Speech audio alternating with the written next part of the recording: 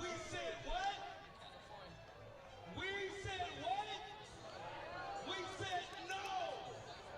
And now you're a part of one of the greatest comeback stories ever told. The Oakland Ballers. Here for you. By Oakland, for Oakland, right? Now we need you to get hyped.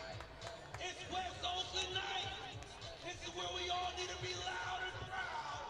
Let's make some noise and get ready for these Oakland Ballers, y'all. Make some noise. Come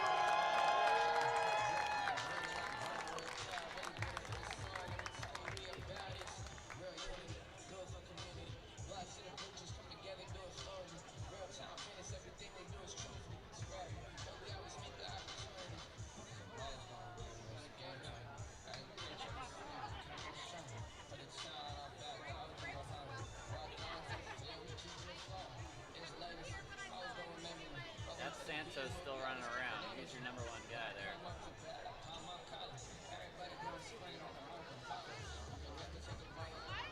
Stand by for 2 minutes.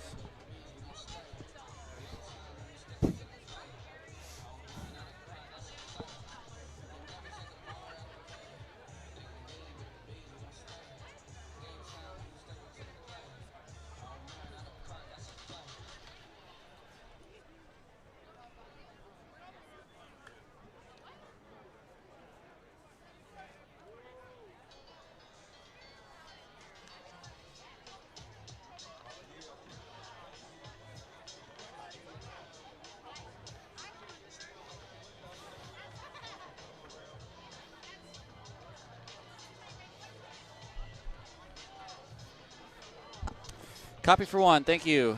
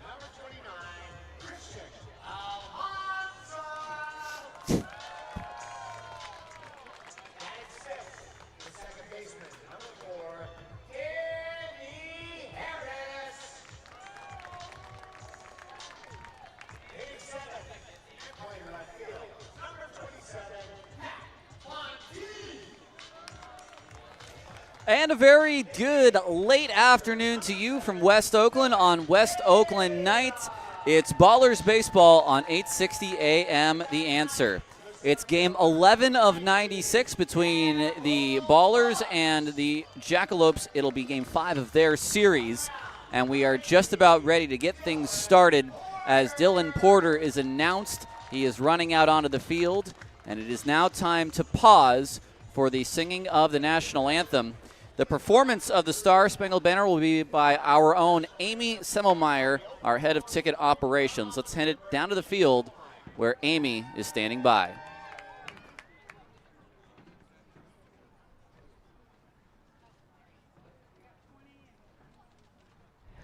Oh, say, can you see by the dawn's early light what so proudly we hailed at the twilight's last gleaming, whose broad stripes and bright stars through the perilous fight o'er the ramparts we watched were so gallantly streaming.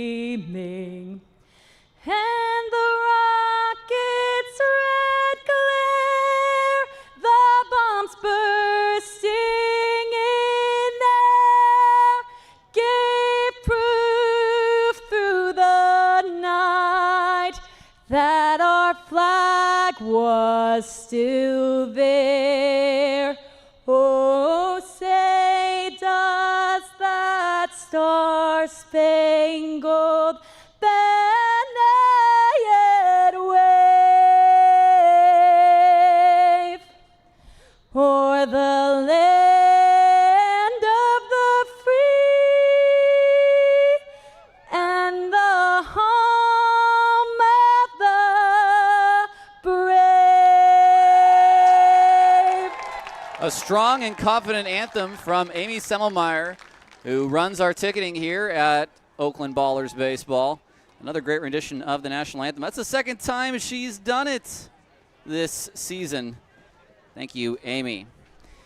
The Ballers have won 2 straight. Last night, a 4-3 victory after a 9-1 victory on Thursday. They are trying to put a streak together and win the series today, and they'll do it behind the right-hander Dylan Porter. Porter started last Sunday against the Ogden Raptors. Took the loss in that game, 3 1/3 innings, 5 hits, 6 runs, 3 earned, 2 walks, and 6 strikeouts. I can't say that he pitched all that poorly, but outpitched by Miguel Hernandez on that day. On the season, including a relief appearance, Porter, a 5.06 ERA, 0-1 record. He struck out 7 and walked 2 in 5 1/3 innings. Here's the order for Frank Gonzalez's Jackalopes tonight. Zeb Rose in center field leads it off, followed by Alex Pimentel in left field. He'll bat second. Kendall Foster, the right fielder, will bat third. Robin Fernandez moved up to the cleanup spot. He will hit third at third base. Isaac Nunez, or he'll hit fourth at third base, excuse me. Isaac Nunez, the DH, will hit fifth. Matt Pietrowski, the second baseman, will hit sixth. Damon Maynard, the catcher, will hit seventh. E.J. Dosco will be the first baseman and hit eighth. And Luis Hernandez, the shortstop, he will hit ninth. Ballers in the green tops today with the black pinstripe pants. The Jackalopes in the black Jake's jersey with purple piping and gray pants. The bullpen for the Jackalopes just now coming off the field as they made the long way from their bullpen. They don't stay out there in the bullpen for the whole game. So Rose stands in, and we are just about ready to go in this 4:35 start to this ball game on Saturday, not quite evening, Saturday late afternoon. So Porter, the right-hander, ready from the windup. And the first pitch of the ball game is swung on, hit to center field. That's a base hit at 4:35 p.m. So nothing too crazy there. And a leadoff single for the speedy Zeb Rose. Excuse me. Now he has 6 steals on the season, so you got to be very careful with Rose at first. He'll get a good lead. First pitch to Pimentel, he shows bunt, pulls it back. It's low for ball one. The umpires today, it's Joe Shields behind the plate, Mike Blanchard at first, and Bill Shortridge at third. We've not had Shields behind the plate before. There goes the runner. It's a called strike. The throw by Tatum is just a bit late. Got a great jump off of Porter there, and he had a great lead to begin with. So the pitch is a strike. It's 1-1.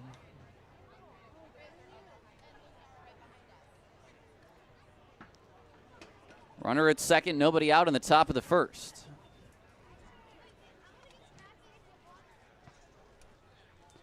Porter to the plate, and that's in the dirt, blocked by Tatum.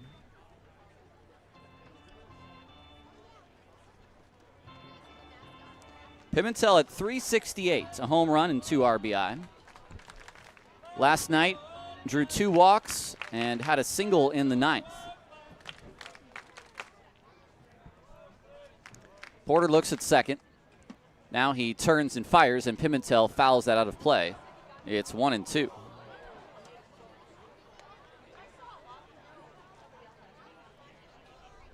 Or excuse me, make that 2-2.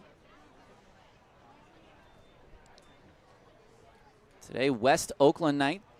celebrating our local community here in the Prescott area.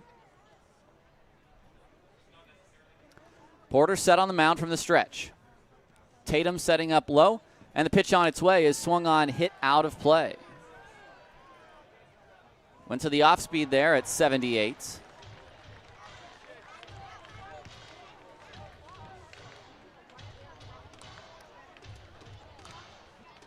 Two appearances for Porter with a combined 5 1/3 innings. His first appearance in this series, however. Pitch on its way, it's fouled back again. 90 from Porter that time. Stays 2-2. He's a strike thrower. That's what we know about him. Had not played professionally until this year.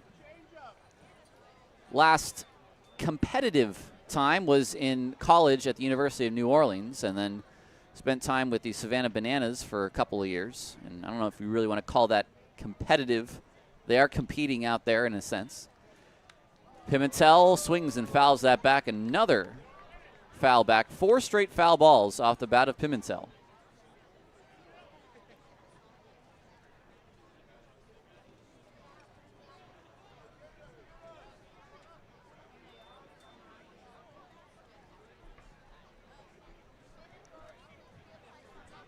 Porter to the plate again. That's outside and low. It's 3-2.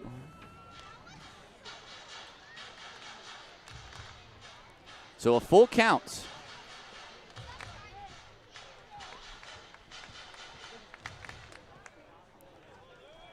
Tatum to set up low. A payoff on its way to Pimentel, and it is low for ball 4. So the first 2 reach here in the top of the first. And that'll bring up Kendall Foster.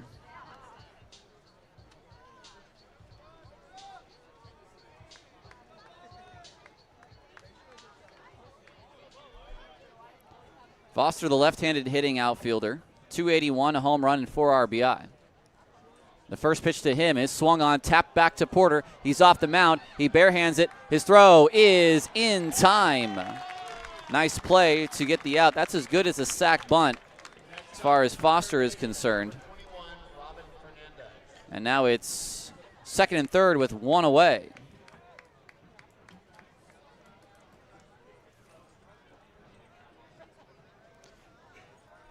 No score in our ball game. Top of the first, Tyler Peterson with you. Nevada Cullen on assignment today.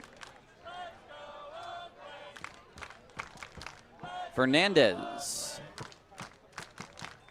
First pitch on its way is outside for ball 1. 158 in 38 at-bats for Fernandez. A home run, 3 RBI. Only Druick at third is pulled in. The rest of the infield is back.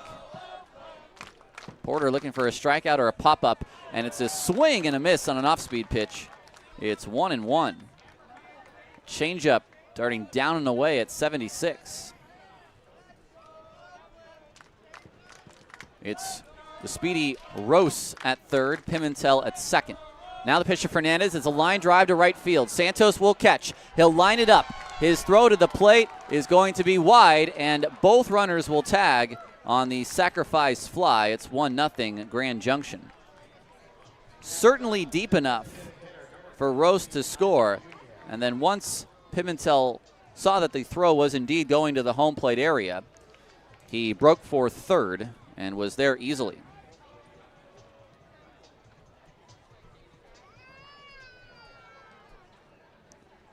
So 2 outs now for Isaac Nunez, the DH. First pitch, fastball is high and away. It's ball 1. So Fernandez comes through at the sacrifice fly. That's his 4th run driven in this year. And now the big runner is the one that's still at third. That's Pimentel in a 1-0 game led by the Jackalopes. Porter to the plate, and that almost hits Nunez, 2-0. Nunez still at 143 on the season, 5 hits and 35 at-bats. Has not driven in a run yet. The next pitch, fastball, a strike at the knees. It's 2-1.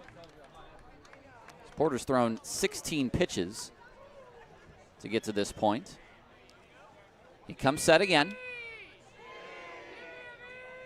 And the pitch to the plate, Nunez, a line drive into the glove of Druick, right at the third baseman off the bat at 98 miles an hour, and the inning is over.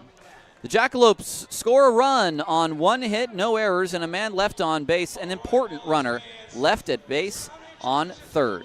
We'll take a break. We'll come back for the bottom of the first. 1-0 Grand Junction on 860 AM, The Answer.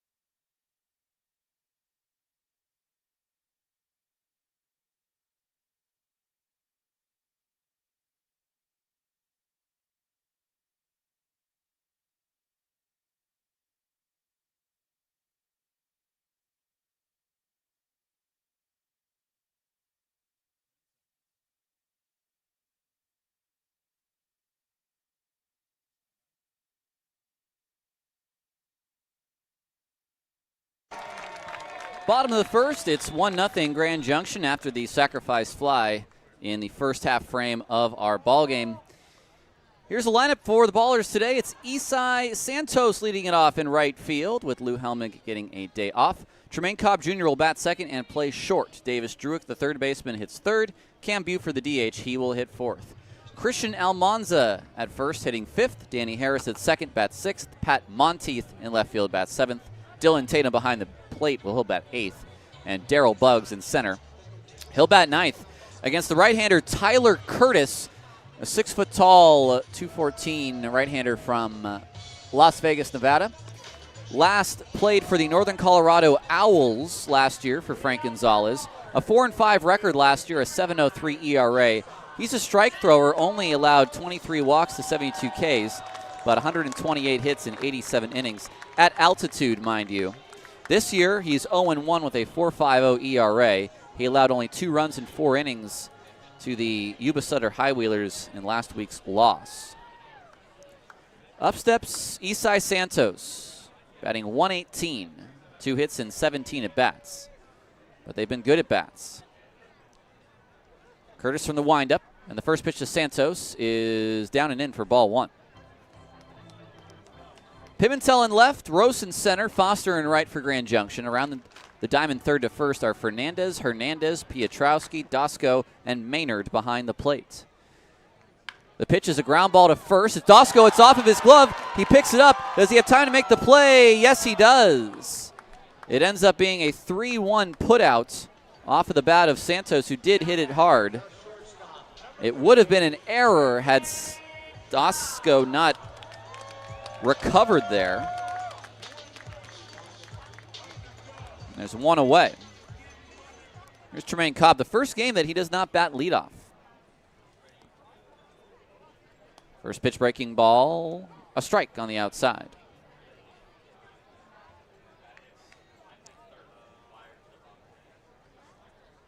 Cobb at 409. No home runs, 2 RBI. The next pitch is down low for ball 1. No home runs in regulation, but of course, the opening night victory in the knockout round. He hit 1 home run to beat the Ogden Raptors. Now the next pitch is off the plate as well. It's 2-1. It's a good placement for that pitch. It is a ball, but trying to see how aggressive Cobb is early on. It'll be a 2-1. Curtis kicks and fires, and Cobb pops this up behind home. Maynard coming back. Does Maynard have a play? He will not. It's into the first row of the seats. May have even struck a fan sitting in that first row of the ADA section. It's 2-2.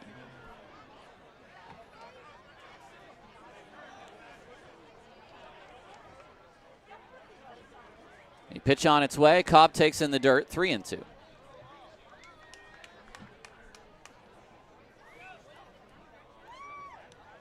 1-0 Grand Junction here in the bottom of the first.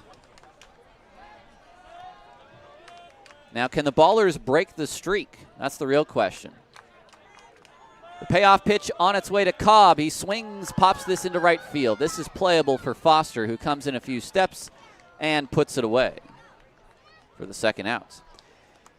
The Ballers are 6-4. When they score the first run, they are 6-0. When the other team scores the first run, they are 0-4. So today the opponent has scored the first run. So can they break that streak? Here's Davis Druick. He homered last night, leads the club with 5 home runs. Curtis to the plate, and Druick takes high and away.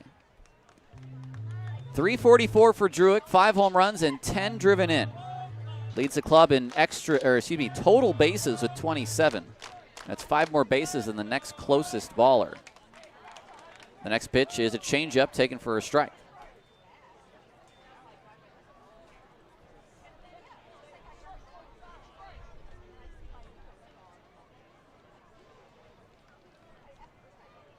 One and one the count. Druick swings, hits this to center field. Moving back as a center fielder. He will round this out in front of the track and make the catch. Did not quite have the sound off the bat. And it's a 1-2-3 inning for Tyler Curtis. After one, the Jackalopes lead the Ballers 1-0 on 860 AM The Answer.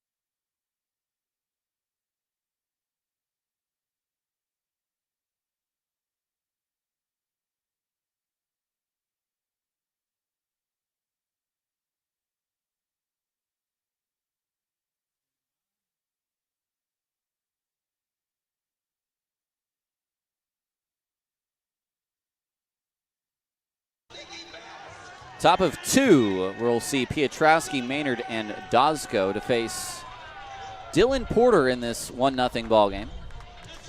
One more game tomorrow, a 1:05 start. It's Scrappy's birthday. It's also BallerCon for those who are of the.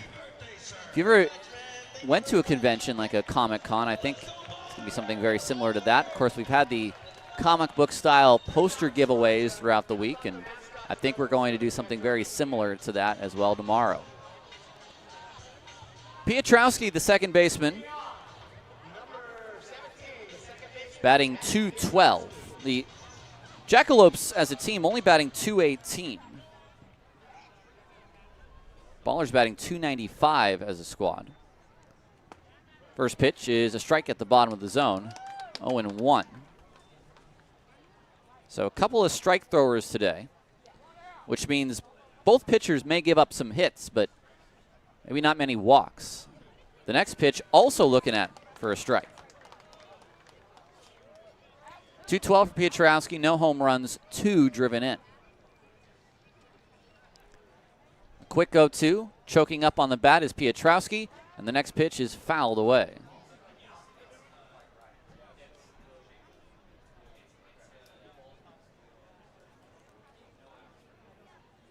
Leadoff man Piotrowski back in. Porter is ready from the windup. Here's the pitch. It's a ground ball toward third. It's going to be Cobb who takes it past Druick. The throw across is not in time, and that'll be an infield single. Druick went in front of the path of Cobb and reached out and could not grab that ball. It was Cobb that grabbed it, but had to then throw across his body and could not make the play at the end of the day. It would have been a very tough play. Here's Maynard, the catcher. First pitch is swung on and fouled back. Damon Maynard, I'd say a third-year Pioneer League player, was with Junction. Then last year, Northern Colorado. Now back in Junction with his Northern Colorado manager, Frank Gonzalez. Maynard is 3 for his first 8. The next pitch, there's a called strike at the knees. It's 0-2. 6 strikes in the inning from Porter.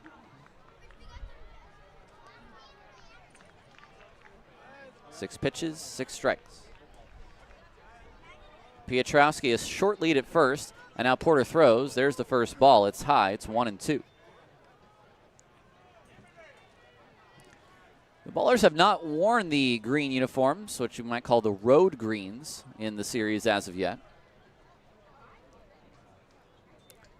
The pitch, Maynard, a ground ball to second. Harris will gobble it up, throw to Cobb for 1, and he just does keep his foot on the bag. It was a high throw, and Cobb had to make the play like a first baseman.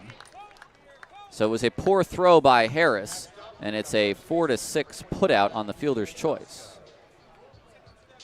It was slowly hit, but you want to at least give the man a chance to try to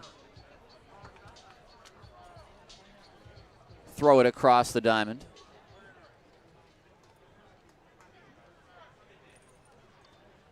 First pitch is in the dirt, blocked by Tatum to E.J. Dosco. Hasn't started every game, Dosco. He's only started 5 games, played in 7, 3 hits in his first 20 at-bats as a Pioneer League player. That's good for a 150 average. No home runs, no RBI. Porter to the plate, and Dosco swings and misses. 90 miles an hour above the zone to Dosco. 1 away, a runner at first here in the top of the second. It's 1-0 Grand Junction. Porter set. Maynard a very short lead at first. Now the pitch to Dosco. It's high and away.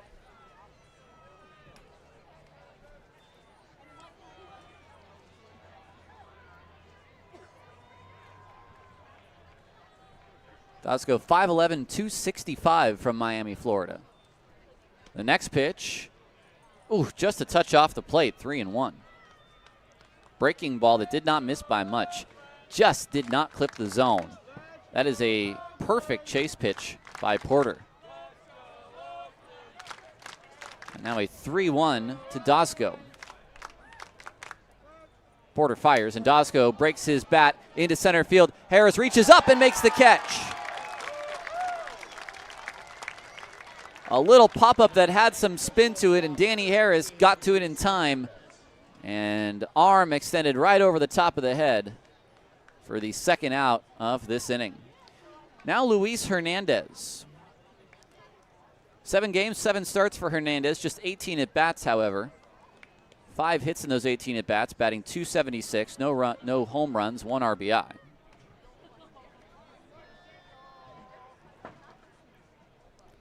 Porter's first pitch is a fastball pretty much right down the middle of the plate for strike 1. We did see one member of this team get their first home run. That was Johnwell Ponce yesterday. The next pitch, Hernandez takes strike 2. Porter really firing them in right now. Hernandez wanted to have a word, but since his strike zone is smaller, standing at 5'6", those calls at the bottom of the zone are going to be there. Pitch on its way. It's swung on and fouled down the line. Fastball coming in at 90 miles an hour.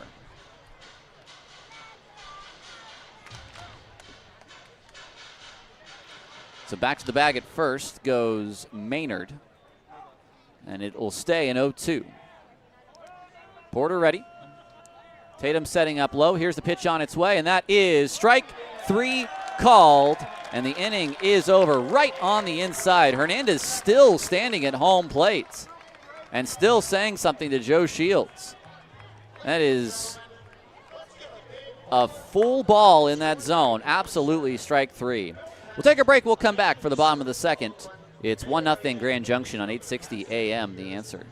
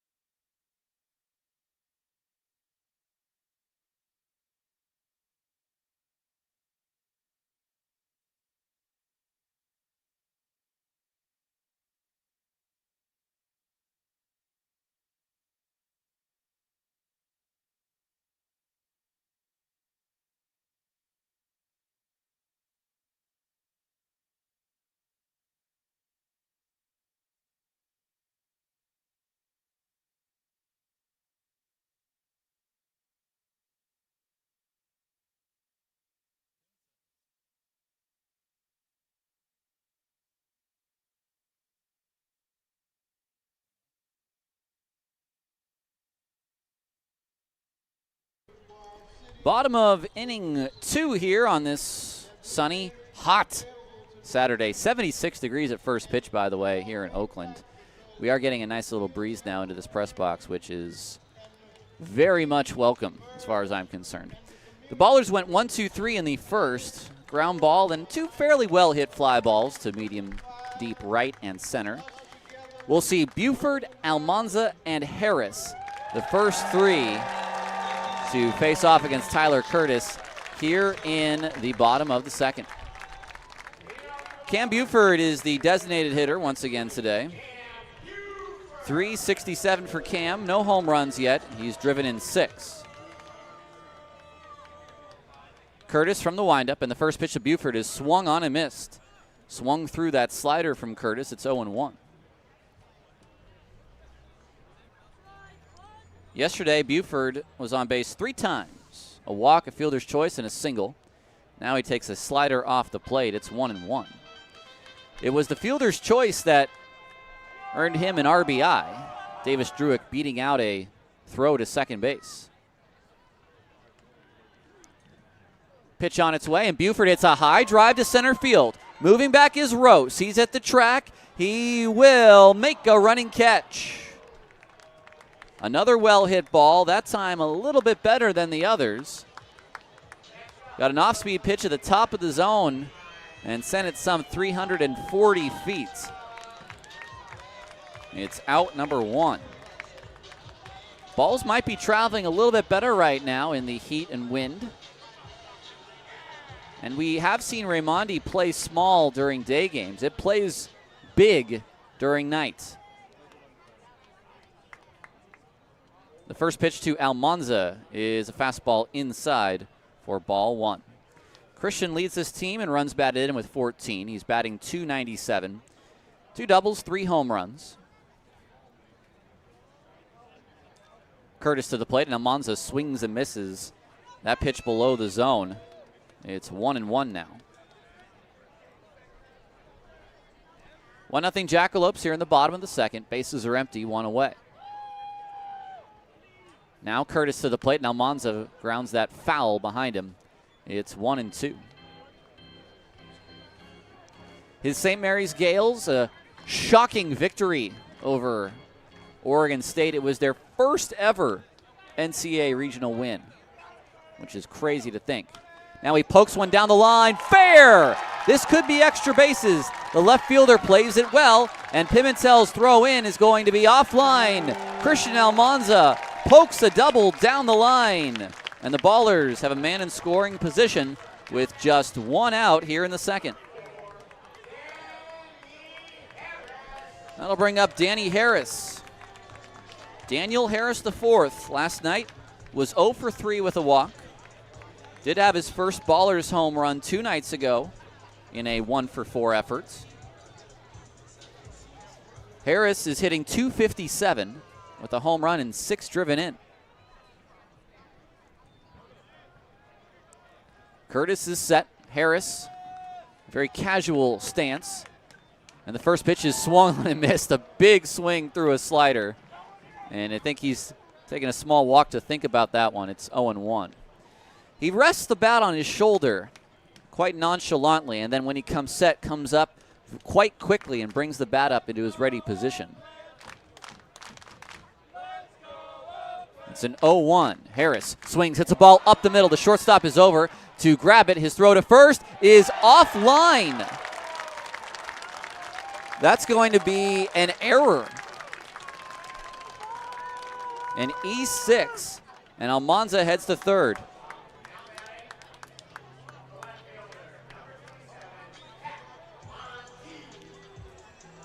So an error gets Harris to first, and that'll bring up Monteith. Pat yesterday took an 0 for 3. Runners at the corners, 1 away, and a 1-0 Jackalopes lead. Here in the second, the first pitch to Monteith is a fastball high for ball 1. Monteith at .222. That's 4 hits and 18 at-bats. A home run. It was a solo shot. He has 1 RBI. There goes Harris towards second, and he is... Oh, it's a balk! It's a balk by Curtis, and both runners are going to come in. Harris just took off, and he was toast at second, but Curtis is called for the balk, and the game is tied. Here comes Frank Gonzalez to talk to Bill Shortridge. Bill Shortridge never turned around to look at the results of the play because of the balk called. Wow, what a way for the Ballers to tie it.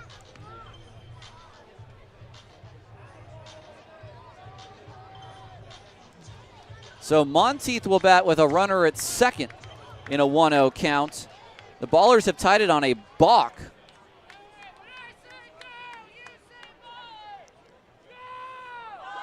The pitch on its way to Monteith is a slider high for ball 2. So I don't think Bill Shortridge liked the way that Curtis raised his leg when he turned around. Now Harris trying to jump around at second. Pitch to Monteith is off the plate. It's 3-0. Well, for Harris, I can say maybe not the smartest decision the way he ran, but hey, it forced the hand of the pitcher and it forced him into a mistake.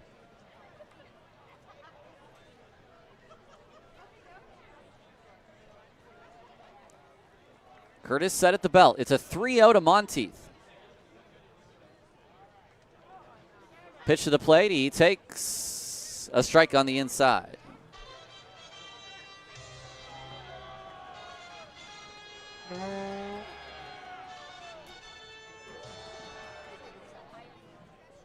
Ballers have tied it. Harris a big lead at second, jumping around. Now the pitch is swung on and fouled away. And when you're dancing around, you're distracting the pitcher, but you may also be distracting the hitter, and that's sort of the double-edged sword of Harris trying to make a nuisance of himself for Curtis. 3-2 to Pat Monteith. Pitch on its way, and Pat swings and misses.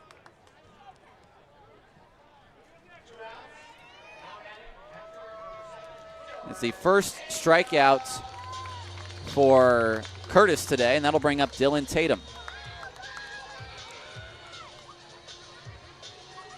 For Tatum, this is his 6th game, his 5th start, batting .250, no home runs, and an RBI. A spot here with Harris at second to give the Ballers the lead in the second. Curtis an inside move, and back to the bag is Harris.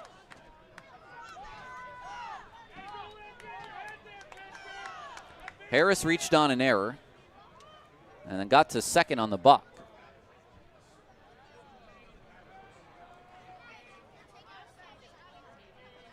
Curtis at the plate, and it's swung on, hit to center field. In is the center fielder. He's going to have plenty of room, and Rose puts it away for the final out of the second. Well, the Ballers do take or get a run on the board to tie this game. A run on a hit, no errors, and one error and a man left on base. The balked in run by Curtis has it a 1-1 ball game through 2 on 860 AM The Answer.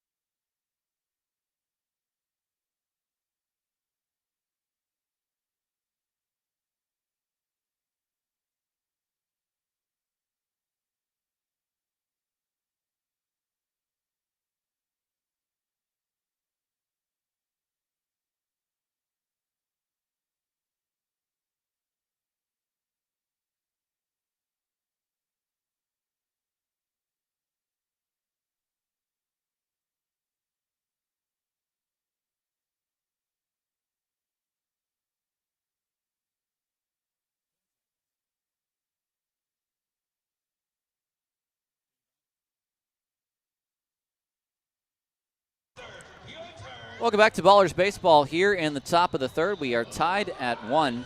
And for another, was it 4th day in a row maybe? 5th day in a row?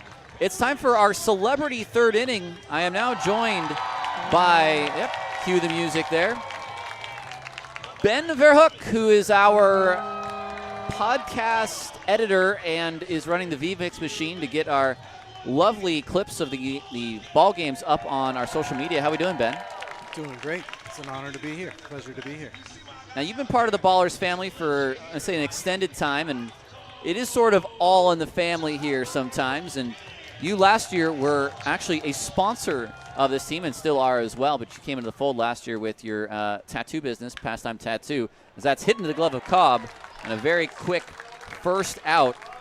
But you're up here in the press box now. How are you liking your view up here? I'm loving it, considering I was just, a fan last time, and now I get to be behind the scenes and see how it goes. It's pretty nice. I like it. Well, your tattoo shop, Pastime Tattoo, if I have that correct, yes? Correct, yes. Okay. I want to ask last year because you got to be part of something that was pretty interesting as far as promotions go, the free tattoo giveaway. People coming in, they could get free Ballers tattoos, and a lot of people did. Did that catch you by surprise at all? Yeah, we didn't really know how it was going to go considering it was year one of the Ballers' existence, and, we didn't know how many people were ready to get, the Ballers logo permanently marked on them for the rest of their life. But, yeah, it turns out we had close to 30 people, and everyone was having a great time telling stories about Raimondi when they were kids and everything. It was awesome. Now, you and I think we've talked about this a little bit. 1-2 pitch on its way to Pimentel. He takes low for ball 2. Going from A's to B's.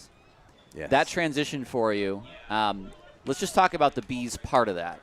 What has it been embracing this team for you personally? It has been amazing considering everything that happened with the A's. Ground ball to Cobb. He'll pick it up. He'll throw to first. It's in time, 2 outs. Just to be able to have something that's an alternative to still be able to celebrate baseball in Oakland so quickly after the A's left too. It was like perfect timing, and it's I kind of like it even better considering how things were with the A's towards the end and how things are now here with this. It's awesome. It's a pretty stark contrast. Here's Kendall Foster, who swings and misses through that pitch. It's 0-1. A 1-1 game here in the top of the third. The Ballers tying things up in the bottom of the inning. Porter to the plate, and Foster hits this out to left field. In is the left fielder, Monteith. He goes into a dive. He misses it. And now the ball goes past him. And now Cobb has to chase after it.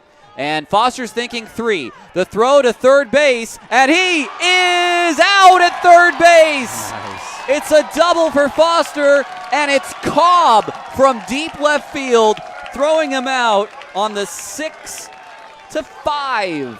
That's crazy. And I'll give you this, Ben. Isabella yesterday came in. She gave up a couple of runs. That's a clean top of the third for you. Can you stick around to the bottom of the inning? Absolutely. All right, we'll take a break. It's 1-1 our score as we head to the bottom of the third on 860 AM The Answer.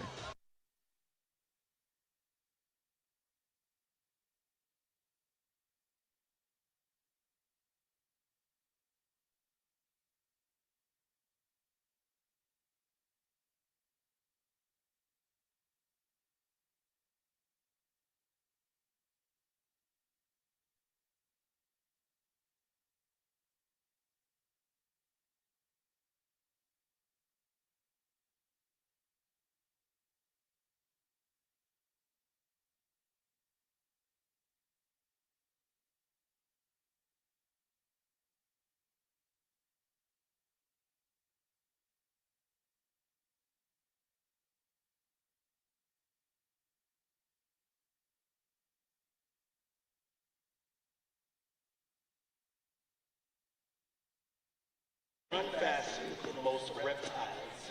I'm gonna say it's slow, so it might not be. Got an answer? B. What's the answer, folks? Ballers baseball on the radio. It's the bottom of the third, a 1-1 game. It's still our celebrity third inning. We're still joined by Ben Verhoek, if I'm saying that correctly. That is correct. All right. Ben works for us in a couple of capacities. He is editing our Bees Cast, which has been a lot of fun. And I got to say, Ben, it was funny. You actually put out what I might call not even quite an audition tape, but a sort of a, I guess you called it, it's called an audition tape, fine. Yeah. With just some crazy good graphics. You yourself had done a podcast for some time. How much fun are you having putting that together, working with Casey and Nevada on that? I am having a blast with it. The whole pilot episode thing, I had the idea for the podcast in my head for a while and wanted to have a nice little pitch to bring to Paul and Brian and everyone. Bugs to lead it off against Curtis, then Santos and Cobb. And the first pitch to Bugs is taken for strike one.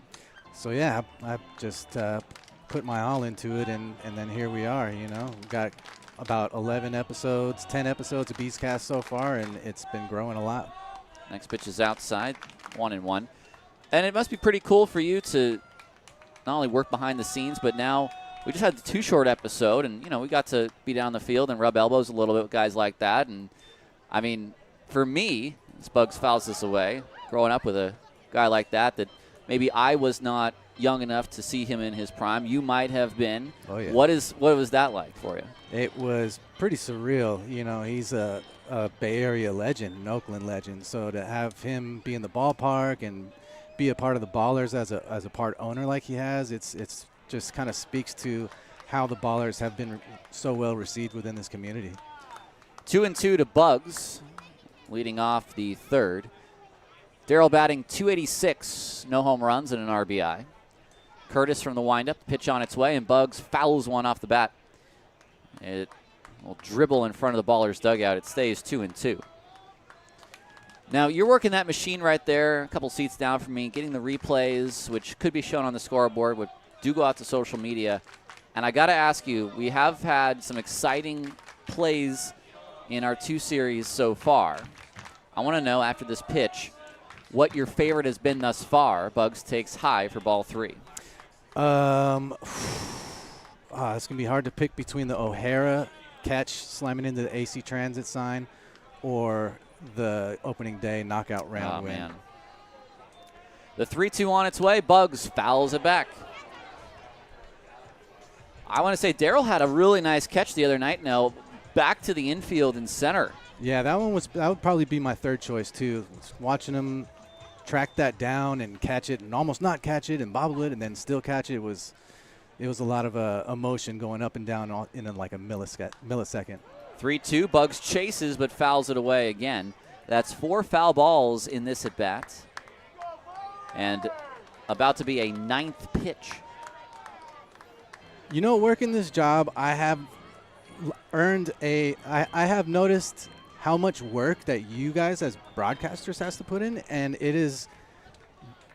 I have like a new respect for broadcasters now, just seeing how much you guys actually do and the research and the prep work. So 3-2, Bugs to center. This is pushing the center fielder back. Rossi's at the track. He makes the catch. So I got to give you some flowers too.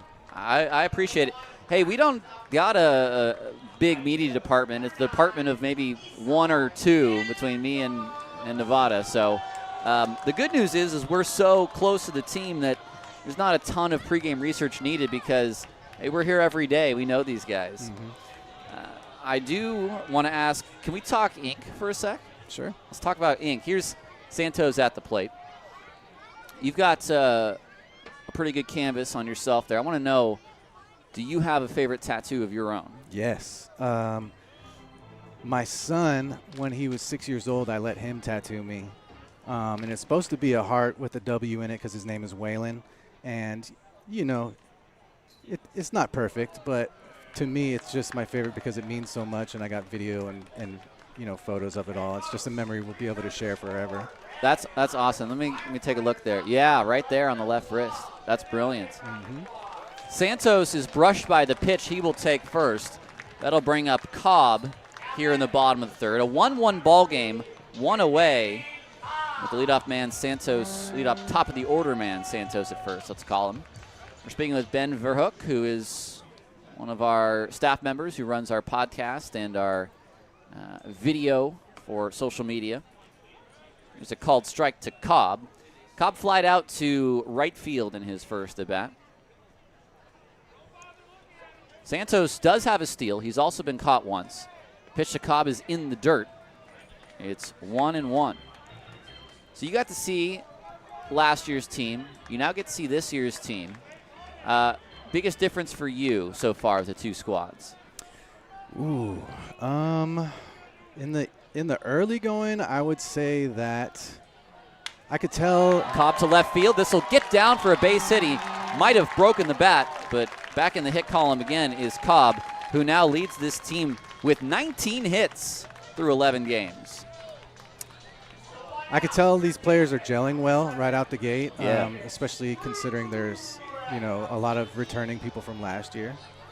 And the hot starts that people like Cobb and Almanza and Druick have had so far has caught my eye as well. So it's an exciting squad this year so far. The team is also younger. Oh, I did not realize that. Yes. Druick at the plate. Swings and fouls one at the dish. It's 0-1. Average age certainly younger, but the oldest player right now is Zach St. Pierre, who is a 98 baby. Oh, okay. All right. Young squad. A very young squad. Curtis set. It's an 0-1 to Druick. 2 on, 1 out. The pitch is a ground ball foul. Druick trying to give the Ballers the lead, but now it's 0-2. You know what else I noticed that's different about this season is last year we had people like Dondre Hubbard who, when they step into the box, they're kind of, they're like a big guy, so you could tell who's going to be hitting them out of the yard. We don't really have guys who are like huge, but they're still knocking them out of the yard. Like Druick, who has 5 big flies so far. The 0-2 is in the dirt. Nice take by Davis. He's a tall guy, though. You want to talk about 6'3", 195. That's a big boy. It's a tall team. Let me give you this. Bogosian 6'3", Butts is 6'2", Collier 6'3", Franzen 6'3", Lambert 6'4", Sully 6'5", Chewy 6'4". They're tall dudes, man. The 1-2 on its way is way high. In fact, listed the shortest player on the team, either Dylan Matsuoka or Zach St. Pierre at 5'11". Dang. Got a lot of tall people, man. They should probably play some basketball if this doesn't work out. Well, they're professional athletes. The 2-2 on its way to Druick. He swings and fouls it back again. So 3 foul balls in this at-bat. And I got a big piece of the hand of Maynard as well. So he's currently trying to shake that off. Runners are at first and second. 1 out here in the third. At second is Santos, who was hit by a pitch. At first is Cobb, who singled to left. It's a 2-2 count to Druick. And we are ready to play again. Curtis comes set. Defense is playing behind both runners. Curtis fires and Druick takes down in the dirt. It's 3-2.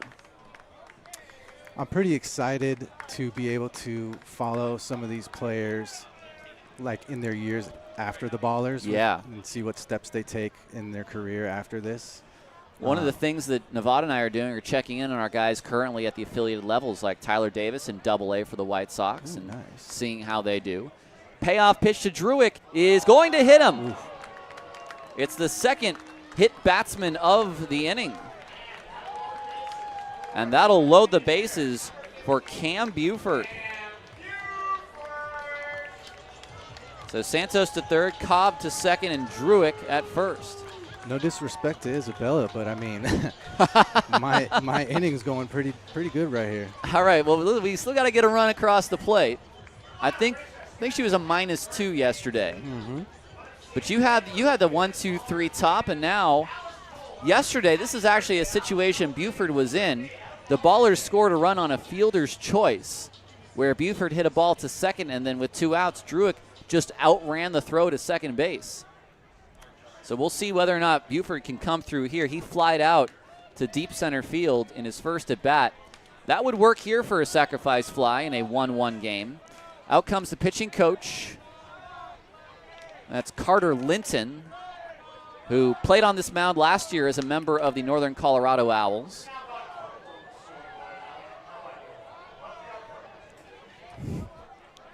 Tyler Peterson and Ben Verhoek here on our celebrity third inning. An extended celebrity third, and Ben's got a chance to put some runs across the board here. Nevada Collins still on assignment, although he may have a cameo appearance tomorrow. Oh, here comes the trainer now. Uh-oh. This is Aaron Ehrig, who is looking at the hand of Damon Maynard, who was trying to shake off what was a foul ball that hit either the middle or ring finger of his right hand, his throwing hand. Now, I have never wanted to be a catcher in my life. I never played catcher. I never wanted to see a bat almost hit me in the head every time a pitch was thrown. I always remember hearing about the late, great Ray Fosse and how his hand. Yes. He can't really make a fist. He would only be able to point because of it. Because of catchers get beat up. Ray got beat up, man. But they are some of the smartest baseball minds out of all the position players. Which is why so many become managers, Exactly. of course. I mean, we have video evidence of how Ray got beat up at the famous collision at the plate with Pete Rose as well. Yeah, I'll never forgive him. Still working on Maynard's hand on the mound. I wonder if Maynard's going to try to stay in. It looks like he is all right. Maybe he just got taped up a little bit. So an extended mound visit here. And now Curtis will throw to Buford. Again, bases loaded for the Ballers here in the bottom of the third. One away. Oakland only has one hit in the inning. It's Cobb's single. He is at second. Santos at third and Druick at third, both reached on a hit-by pitch. Ballers have one grand slam so far this year. Just saying. The pitch Curtis throws, it's a swing and a miss by Buford. It's 0-1. Ballers looking for something to the outfield. Corners are pinched in, middle infield, back waiting for a ground ball. The 0-1. Buford takes low and outside, 1-1. A chase pitch from Curtis. Buford did not offer. Still looking for his first professional home run, Cam Buford.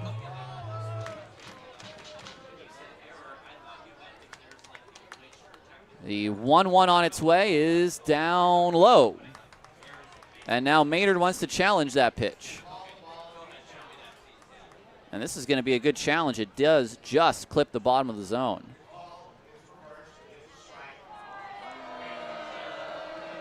So it's going to be 1-2 instead of 2-1. Now, I like the use of the challenge there because it's a big spot, and 2-1 to 1-2 is big for a pitcher. Did you ever play in high school or younger, Ben? No, I was more into music. I was playing in a bunch of bands, playing drums. That is a discipline all to itself. 1-2. Maynard setting up low. Curtis throws, and Buford hits this to the outfield. Over to center fielder Rose. He will dive and make the catch. Santos will come in. It's a sacrifice fly for Buford, and he has given the Ballers the lead. There's going to be an appeal to third, and safe, says the home plate umpire. Sacked fly, RBI. 2-1, Oakland. You know, something I noticed pretty quickly when I started working with the Ballers Yes. is that people that work in the Ballers organization wear many hats. Yes. Minor league baseball at its finest, my friend. Yourself included, right? That is true. Broadcaster, general manager. It's impressive. Here's Christian Almanza. First pitch is swung on and missed. I dabble in some social media now and then as well, some graphic design, if it's so asked of me. Janitor, hot dog roller, you know, whatever the job requires. Trackman operator, which did not go very well that first game this year. Almanza, ground ball down the line, but foul. It's like we're all a bunch of utility players. And we'll all be on tarp pool should we ever require it. So we will all get to learn about the accordion fold. Yes. 2-1 Oakland here in the bottom of the third. Almanza in an 0-2 count. Runners at first and second with 2 away. Curtis throws, and Almanza takes high. It's 1-2. Curtis now at 54 pitches, which is a little high through 3. Not terribly high, but a little high. Both runners with good leads, not being held close. And the pitch to Almanza is down and away. He poked one down the line for a double in his first at bat. So when you put your general manager hat on and we have a hot player who's just tearing it up and then he gets picked up to an affiliate ball club, for you, is that like bittersweet considering you're kind of getting that player what he's hoping for? The next pitch is fouled away. It's Christmas Day, to be quite honest, especially if it's a guy who I've taken some time to talk to, recruit, try to get him here, tell him, hey, this is something we can do for you, and actually get it done for him. It's Christmas Day for me. So we're hoping to see some of our guys go in a similar fashion. Ground ball to second. This will be the final out of the inning, but the Ballers do have the lead on the Cam Buford sacrifice fly. Ben, thank you so much for joining me here in the third. Thank you so much for having me. Appreciate it. You did not allow a run in the top of the inning, and you scored one in the bottom. Yes. We'll take a break. 2-1 Oakland on 860 AM, The Answer.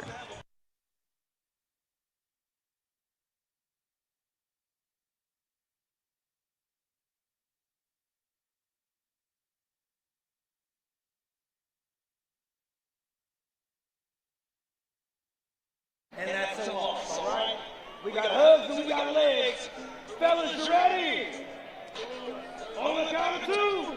1, 2, let's go. Oh, a nasty ball. Nasty ball, my hugs. Okay, ready?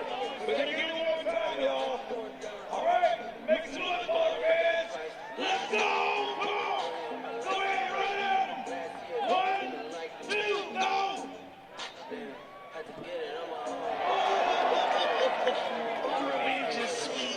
You see that? We got one more. We need one more. We got to eat with this leading scoreboard, fans. Make some noise on the count of 2. 1, 2. I thought you said they were friends. That's vicious. Your line score through 3 innings, it's a run, 3 hits, and an error for the Grand Junction Jackalopes. For the Oakland Ballers, it's 2 runs on 2 hits and no errors. As we play the top of the 4th inning, we're going to see Fernandez, then Nunez and Pietrowski against Dylan Porter.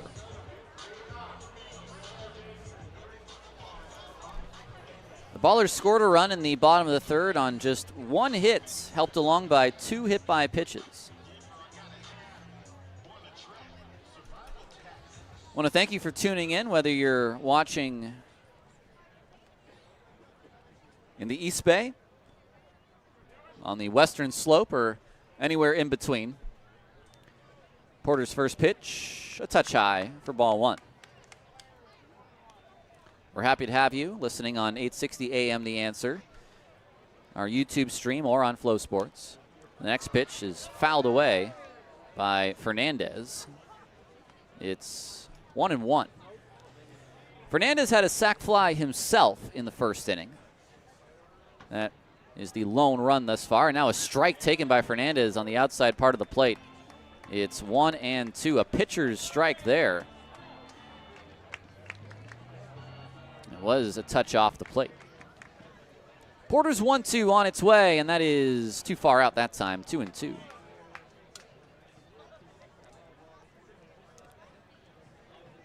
Porter sticking with the soft stuff.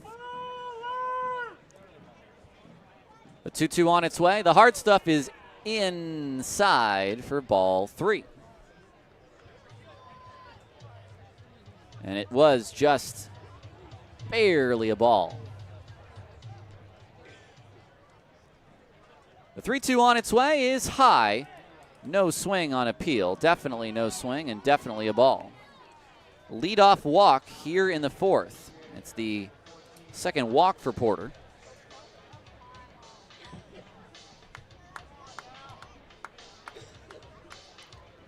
That'll bring up Isaac Nunez, the DH. He lined out sharply to the third baseman, Druick. First pitch, he pops it up on the infield. Porter says, get out of my way, and Almanza says, let me have it. And it's Almanza who puts it away for the first out. You definitely want to give way to your infielder, and you definitely want to give way to a guy who is 6'4", 215.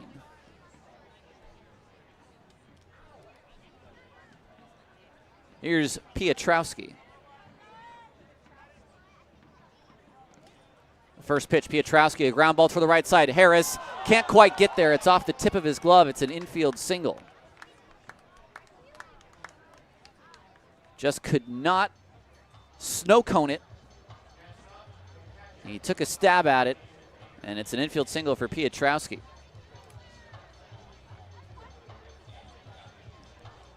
Here's the catcher, Maynard. With one out, would they ask Maynard to put down a bunt?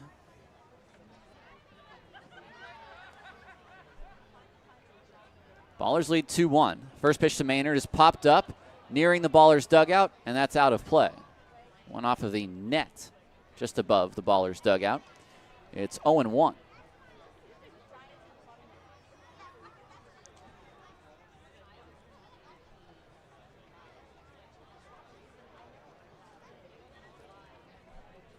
Maynard back in the box.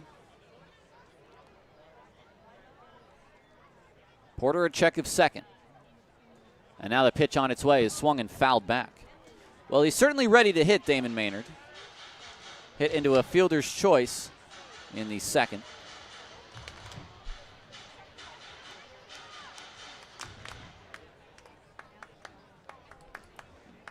Got some wild scores in the Pioneer League today. We'll get to those a little bit later. The next pitch hits Maynard in the noggin, right in the back of the head.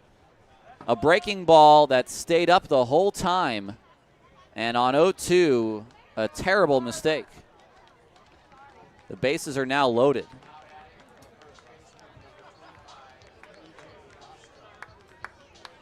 That'll bring up E.J. Dosco.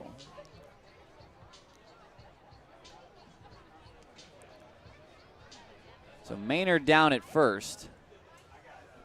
Frank Gonzalez and the trainer, Aaron Ihrig, Aaron Ihrig, they're standing at the foot of their dugout, and Maynard says he's okay. Third base coach Robbie Bales is coming down to talk with Dosco.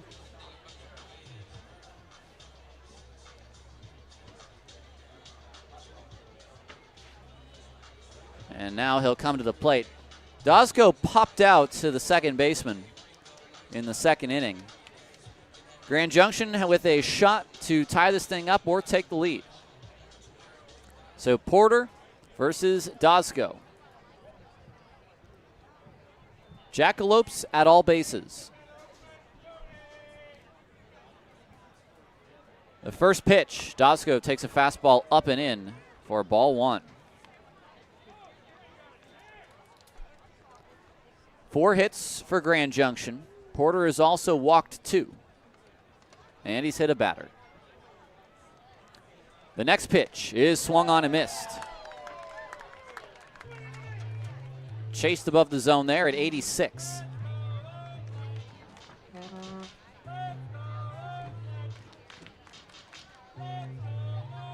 It's a 1-1 to Dosco. Pitch on its way, low. 2-1. Not too many pitches to play with now. Druick and Almanza are in.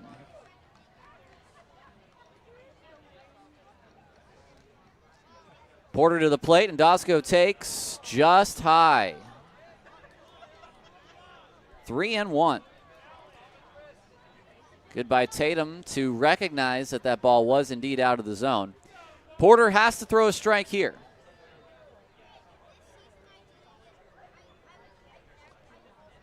Dosco will be ready. The pitch on its way is a fastball for a called strike 2.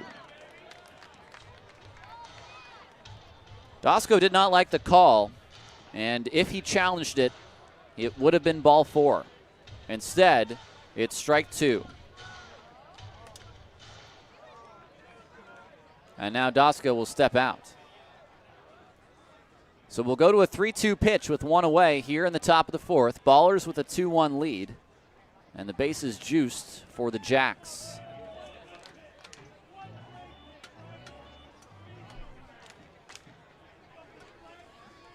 Dosco back in. Porter set at the chest. The 3-2 is going to hit Dosco in the back. It's another hit by pitch. That's an RBI for Dosco, and this game's tied.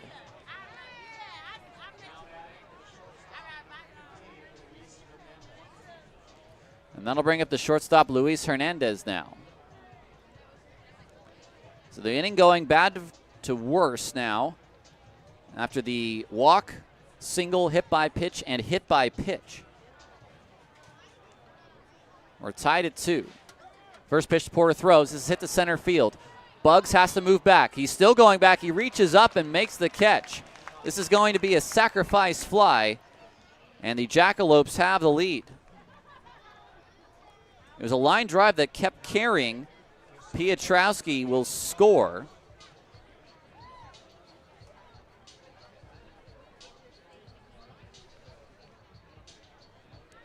No one else could advance. The runner at second, Maynard, was trying to see whether or not that ball is over Bug's head to try to get a jump to score. Top the order for Rose. A single and a line out for him thus far.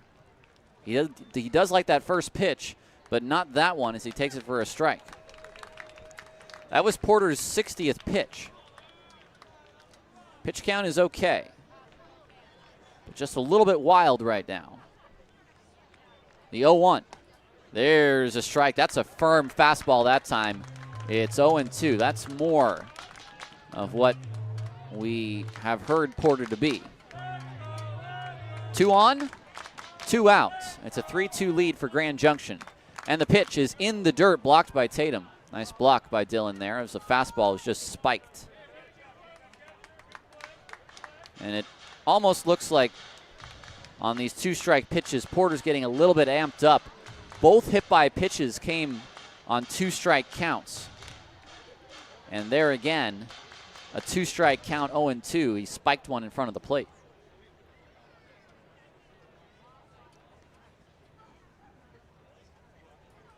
One and 2 the count. Porter waits. Now comes set. It's a 1-2 to Rose, and it's very high. It's 2-2. Tatum has to stand up for that one.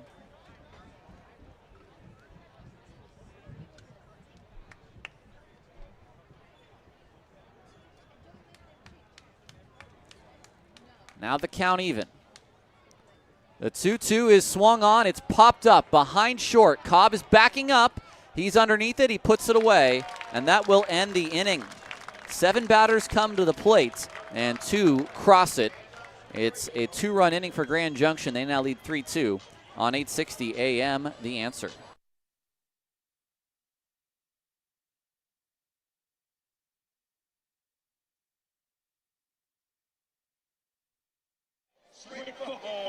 Presented by Dan Silver Homes. Now, this is where we have a couple of little possums down over there who are going to race to see who's the fastest. Now, Scrappy, you got to wait a little bit. We're going to give him a little head start, okay? Y'all know Scrappy got lightning speed. Okay, y'all ready? On the count of 3, I want you to take off the little possums. You're going to get a head start. Not you, Scrappy. You wait, Scrappy. All right, ready? 1, 2, 3. Let's go! Let's see who got it! Who wants it the most? Oh, he's good! Winner of the Scrappy Sprint for Home Wiz Ballers tickets presented by Dan Silver Homes. Let's go, Ballers! way, this way. Good job. Way to pull it off. Way to pull it off. Your shoes. It's the bottom of inning 4, and it's now the Ballers who trail once again. Grand Junction with a 3-2 lead after the 2 runs in the 4th. One which was a hit batter RBI, and then the other a sacrifice fly. So the Jackalopes have not had the big hit off of Porter today, but neither have the Ballers off Tyler Curtis, who has only given up 2 hits in the entire contest. A double to Almanza and a single to Cobb. So let's see what Harris, Monteith, and Tatum can do against the right-hander in the bottom of the 4th. Ballers have won the last 2 games in the series. They have a 3-1 series lead. They had a shot in the first series against Ogden on Sunday to take the series. They did not. They ended up splitting that 3-3. So you'd love to get a win today, so you know for sure you can take this series and maybe even get a 5th win on a Sunday. Curtis from the windup. The first pitch to Harris is swung on and missed. The big slider. It's 0-1.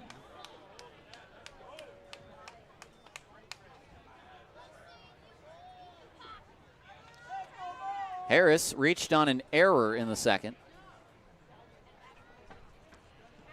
Curtis throws, and Harris swings and misses again. And again, a one-handed finish on the breaking ball. It's 0-2.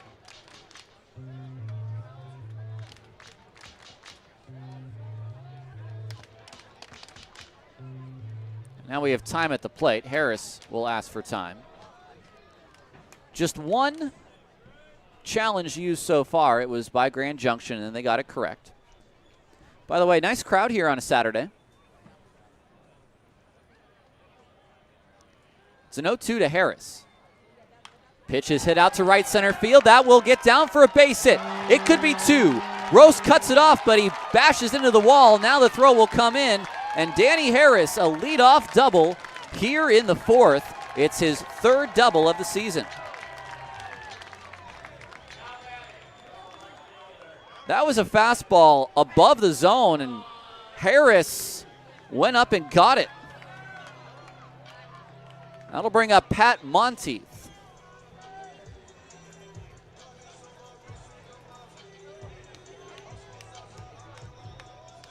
Pat struck out swinging in the 2nd. Leadoff man on for Oakland for the first time today, and 180 feet away from a tie ball game. The first pitch, Monteith looks at a slider for a called strike 1.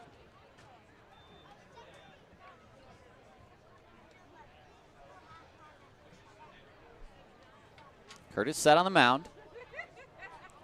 Harris leads from 2nd. Monteith takes down and in for ball 1.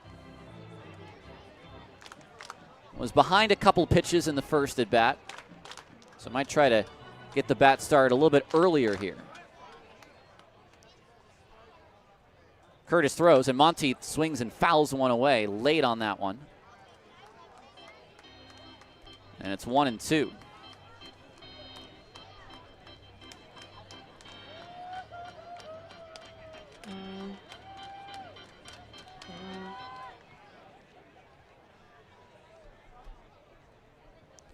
The 1-2 on its way. That's in the dirt. 2-2 the count.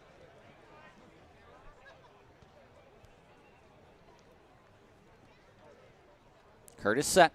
Monteith ready. Harris lead from 2nd. The pitch on its way, and Monteith takes strike 3 called right at the bottom of the zone, and he is gone looking. And now that'll bring up Dylan Tatum. Just 2 strikeouts for Curtis. Both of them have come against Pat Monteith today. Tatum a fly out to center in at-bat number 1.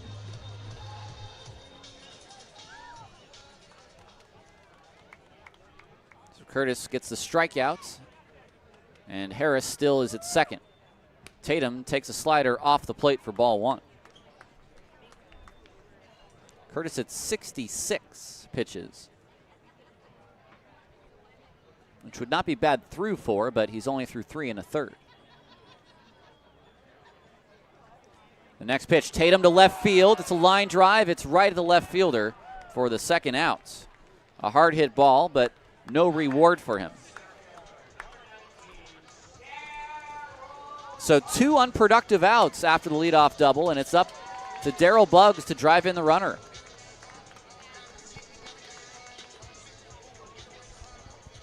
Buggs flied out to center field in his first at bat.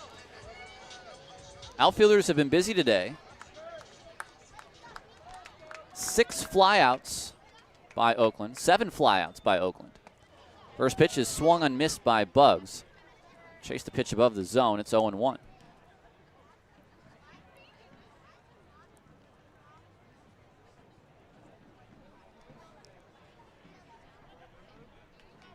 Curtis is set. The pitch is swung on and missed. Chased the slider out of the zone. It's 0-2. Now Buggs needs the second here. He'll readjust the batting gloves and maybe reevaluate the approach at the plate. Slight choke on the bat, very slight. Just needs to punch one through. Harris a big lead at second. Curtis throws, and Buggs takes in the dirt. Far too out of the zone for him to even think about that one.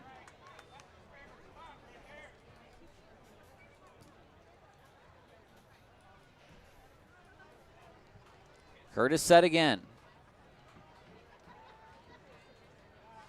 Now the pitch, Buggs takes strike 3, called at the top of the zone, and he is gone looking. It's a brilliant inning after the double by Harris, as Curtis strikes out 2 batters for Oakland looking. No runs, a hit, no errors, a man left on base. We head to the 5th. It's Grand Junction 3, Oakland 2 on 860 AM, The Answer.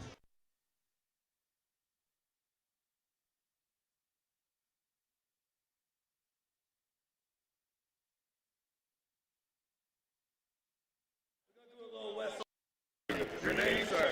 Milo. All right, Milo, I got for you.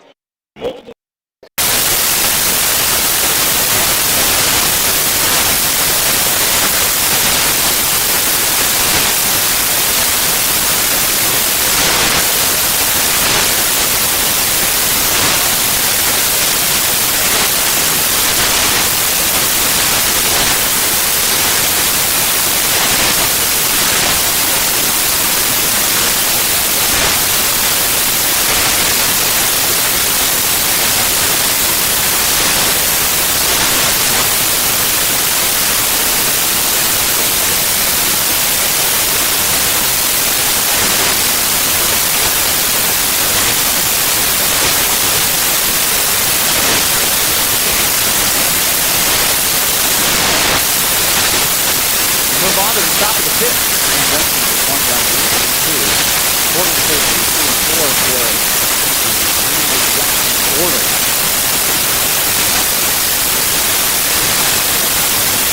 At the top of the 5th, this means it's time for the question on the answer. Normally, I ask you all a question, you all chime in on our YouTube live. However, since yesterday's Ask Me Anything worked so well, we'll bring it back for a second straight day due to popular demand, or at least so that some of the folks in the press box can ask dumb questions. So hit us up on the YouTube live stream. Anything you want answered, we'll accept them today. First pitch to Alex Pimentel is popped up right at the home plate area. Who wants it? Almanza to call off Porter, as he should again. And it's a pop out. He puts it away for the first out of the 5th. That'll bring up Kendall Foster.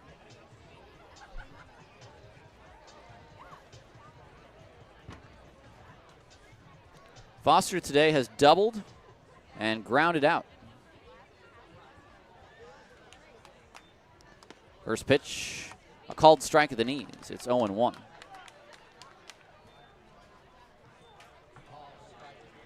It's being challenged. It is a strike. So Foster loses a challenge there. It did just barely clip the inside. But all it has to do is touch that little line, and it did. I would say about 95% of the ball is out of the zone. But that's a strike on TrackMan. The 0-1. Fouled back. And that's real tough on the hitter as well. But them's the breaks. The 0-2. Breaking ball outside. 3-2. The Jackalopes lead here in the top of the fifth.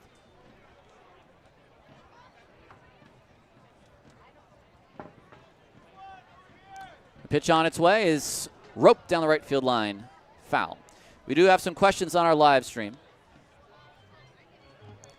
Favorite music act? Ooh, and why is it Joy Division? I have not had the pleasure of seeing Joy Division. Favorite music act? That's a good question. I don't know that I have one particular favorite musical act. The 1-2 from Porter. Foster takes low. I have a wide range of music that I do enjoy. If I had to pinpoint one genre for you, there's a 2-2 on its way. Line drive, right field, base hit by Foster. Got all of that pitch. 2 hits for him today.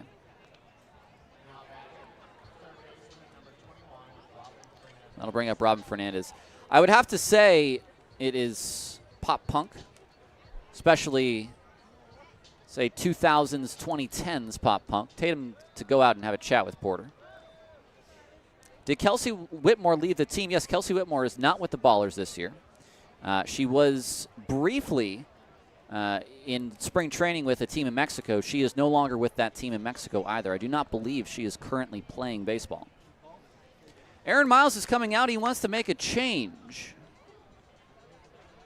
We'll take a break. We'll come back, answer more of your questions on the other side. It's Dylan Porter's day done after 4 1/3 on 860 AM. The Answer.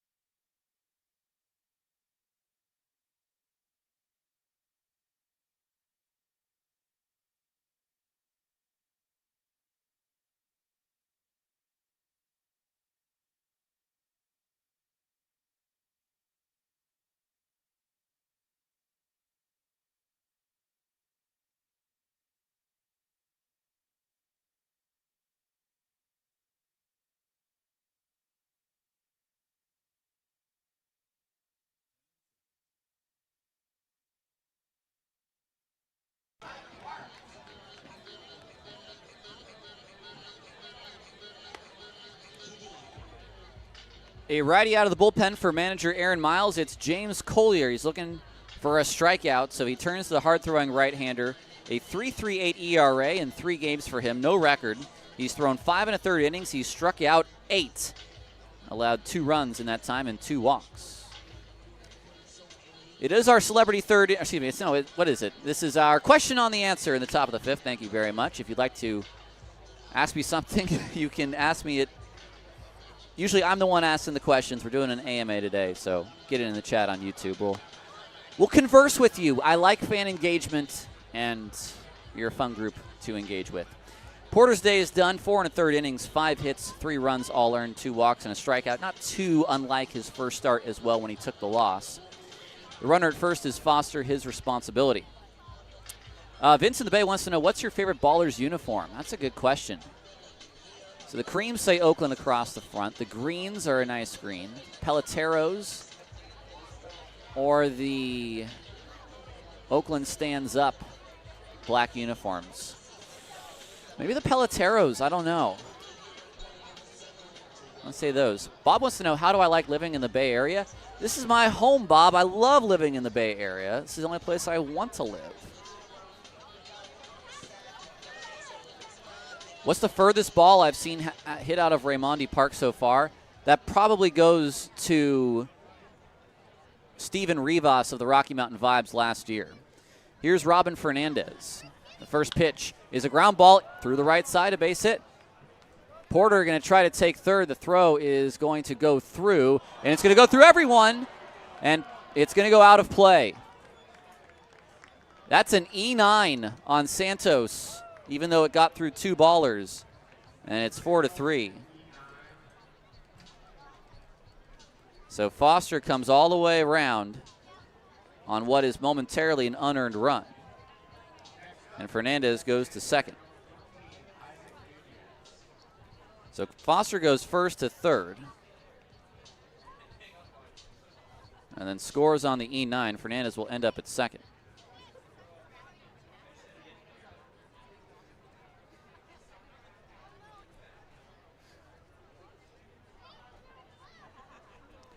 Here's Nunez. First pitch is a called strike. So the Jackalopes score again. It's 4-2. And for Porter, momentarily, it's an unearned run.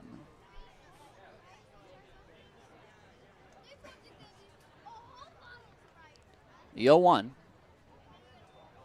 Nunez pops this up. It's on the infield. Cobb or Harris, who wants it? It's going to be Cobb to put it away for out number 2.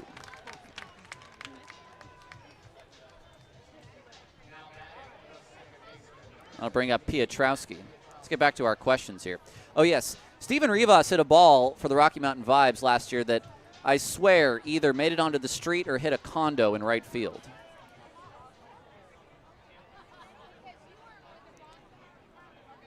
Piotrowski to face Collier. First pitch is outside. Where are we? My favorite press box person? Oh, that'll get far too political. I am avoiding that question. Collier comes set. The 1-0 is a ground ball, softly hit. Charging is Druick. He gloves. He throws over the bag at first. It's in time. The run will remain unearned, which is only of little consolation to Oakland that give up another run. We'll take a break. We'll come back on 860 AM. The Answer. Let's make some. Mike, what are you doing, Mike? Oh yeah. It's time for a hot dog toss. Presented by Extra Cycle. And you guys know our baller squads laid out all throughout the crowd. We're hooking you up with some hot dogs. Put your hands out, and maybe one of the awesome possum posse will hook you up with a hot dog. Get that pulse going, Mike.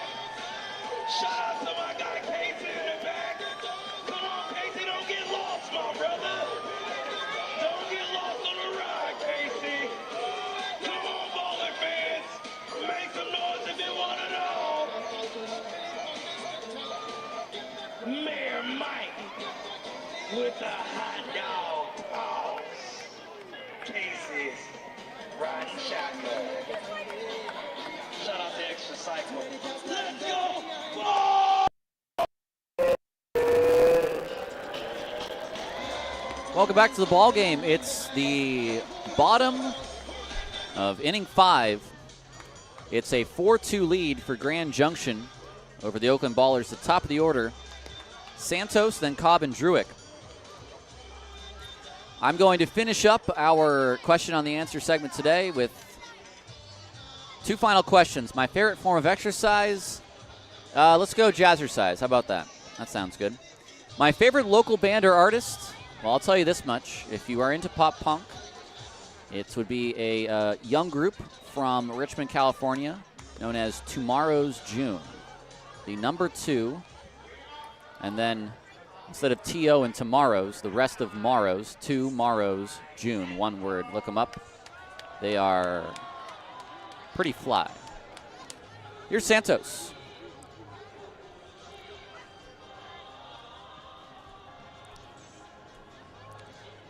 Ballers with 3 hits through 4 innings, and they trail by 2 runs. Santos was hit by a pitch in the 3rd. He came around to score. The first pitch is a line drive towards short. It's stopped by the shortstop. His throw to first is past the first baseman, and it goes out of play. That's going to be a single and an error, and Santos will be at second. An error on the shortstop.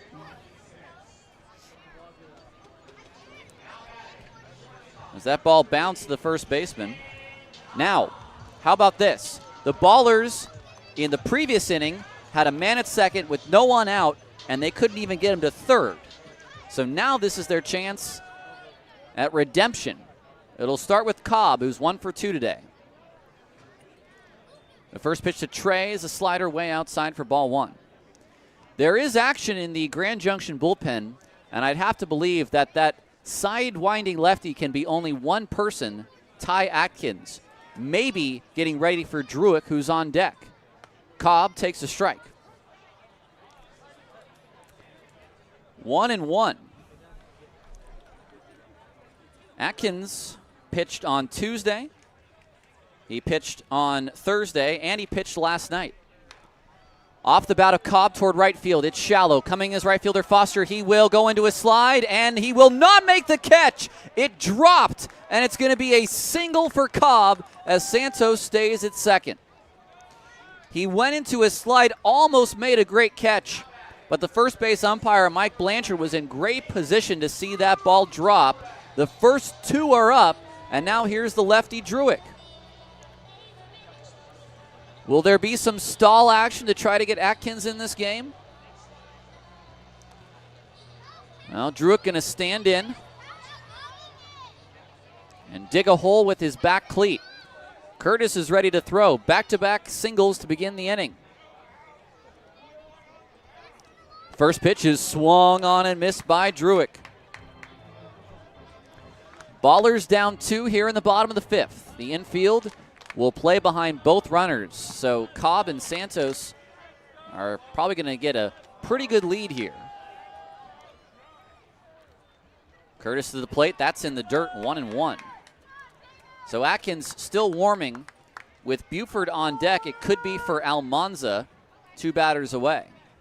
Although they let him throw an inning and a third yesterday. And now here comes Damon Maynard. He's going to chat with the pitcher Curtis.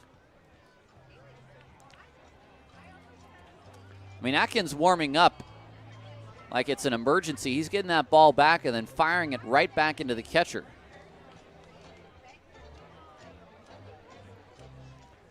So the meeting on the mound done.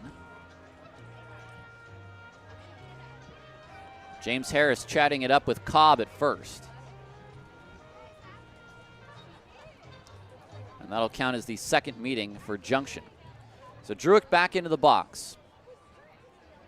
The shortstop Hernandez trying to hold Santos close at second, but Cobb plenty of space at first. The 1-1 to Davis Druick. He swings and misses again. That ball was coming down and in on him, and he tried to pull the hands in and missed it.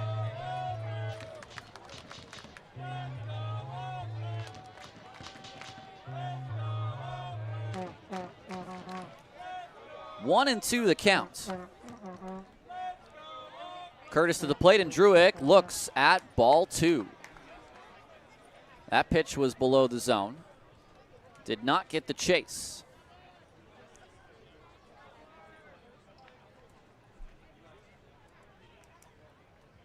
Two. Curtis fires, and Druick swings, grounds one to second. Pietrowski to second for 1. Hernandez to first. It is not in time. The ball gets away from the first baseman, and here comes Santos to score. It's a fielder's choice. No RBI. Cobb is out 4-6. And there will be a second error in this inning. And we're going to get a look to see whether or not that was a ball dropped by the first baseman or whether that was a throw in the dirt. So 4-3.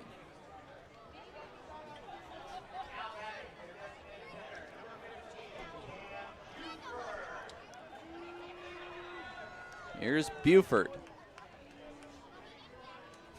First pitch to Buford is high. So who is the error on? E3. It's on the first baseman.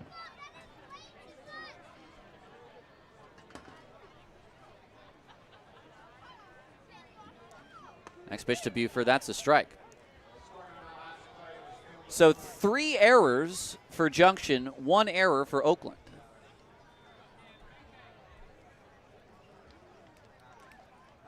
An E6 and an E3 in this inning. Buford looks at a slider outside. It's 2-1.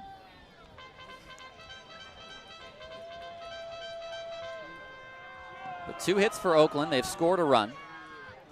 Druick, who has speed, is at first.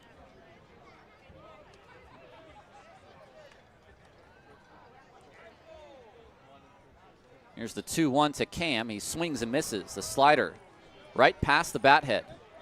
It's 2-2. He's trying to pull those sliders and is not having success there. Might have to stick the bat head out a little more. 2-2. There goes Druick. It swung on and fouled away. And Cam went down to chase that one. But he was able to get it. Ballers have not used one of their challenges yet. The Jackalopes have used 2 and gotten 1 incorrect.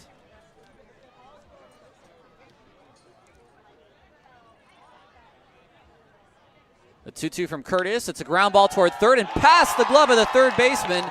It's into left field. It's a base hit for Buford. It's the 3rd hit of the inning.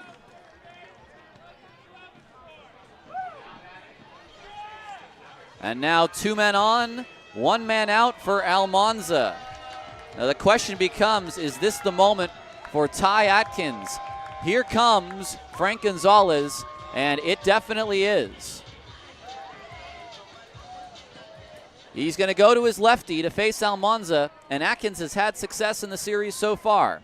So we'll take a break. We'll come back. Pitching change after 4 1/3 innings. It's Grand Junction 4, Oakland 3, a run back in the inning on 860 AM The Answer.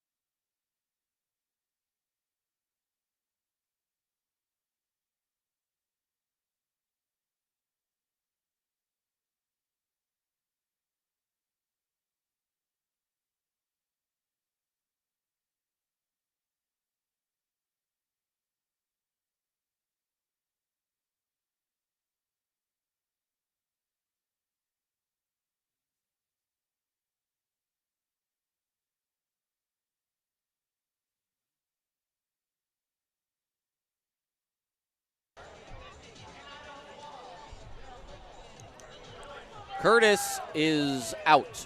Atkins is in. 2 on, 1 out here in the bottom of the 5th. It's a 4-3 Junction lead. Almanza at the plate. Atkins will throw in his 4th game in this series.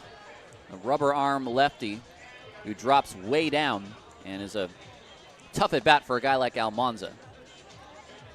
Curtis, very similar to what we said about Dylan Porter.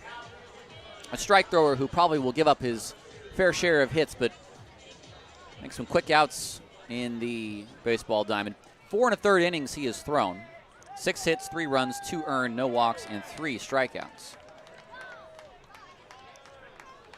So here's Almanza to face Atkins.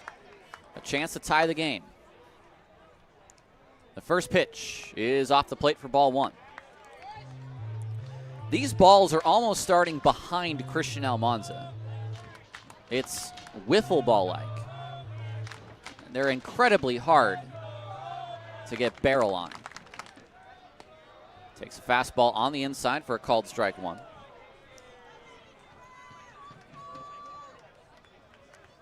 One and one the count. At second is Druick. At first is Buford.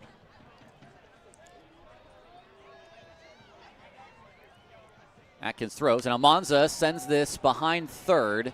Fernandez will make the catch. So the pop out on the infield, and it'll be Danny Harris. On deck is Pat Monteith, and Monteith, his home run came off of Atkins in game 1. So Ballers score a run in this inning thanks to a couple of Grand Junction errors, but they still trail. Harris, who doubled in the 4th, has a chance for a big hit. First pitch is swung on and missed. He swung at each of the first 3 pitches he's seen. They've all been off speed, and they've all been big swings and misses.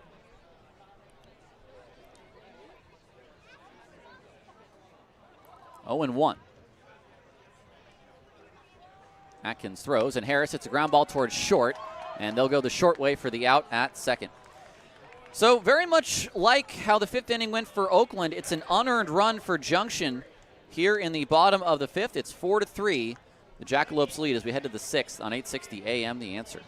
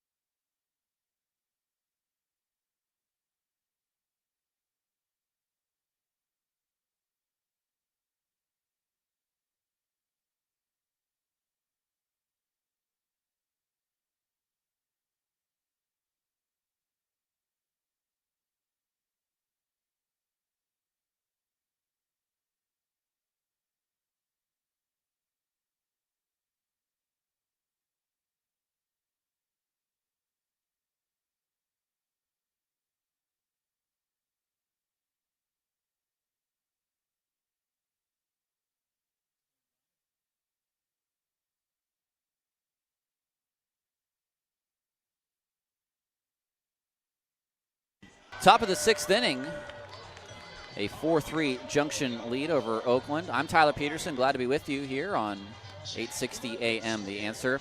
The bottom of the order to face James Collier in his 2nd inning of work. Let's take a look at the Pioneer League scoreboard now, a doubleheader in northern Colorado, and it's going to be the Rocky Mountain Vibes taking both games. They won game 1 5-4. They're up 15-2 in the 7th, and they will win that one. How about this? It's not a record because the Ballers scored 31 runs last year in a game, but the Billings Mustangs scored 30 in Idaho Falls in a 30-10 final. That's about as close as baseball gets to basketball scores, not just football scores. College basketball scores, maybe. WCC college basketball scores. Maynard has been on base twice, a fielder's choice and a hit by pitch.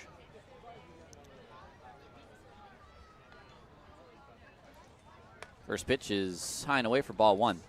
2 games just underway, scoreless in Great Falls between Boise and the Voyagers. That game in the bottom of the 1st.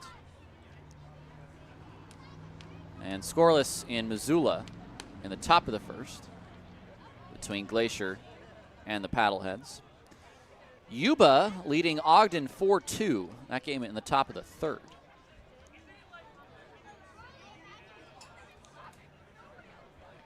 Here comes Collier's 2-0. There's a strike on the, a ball. 3-0. It was indeed a ball. I just thought I caught Joe Shields wanting to come up and ring him up. The 3-0. That's down the middle for strike 1.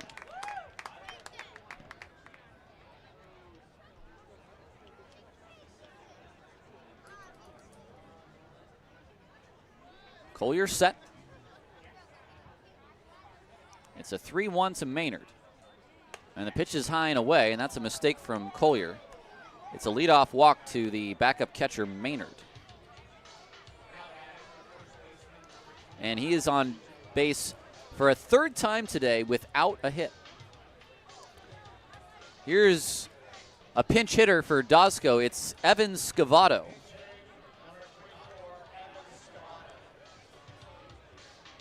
Dosco's had a little bit of a rough game on the field and with the bat, so Scavato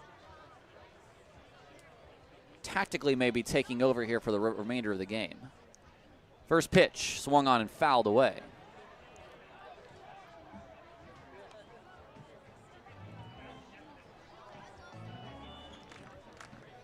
Four to 3, Grand Junction here in the 6th.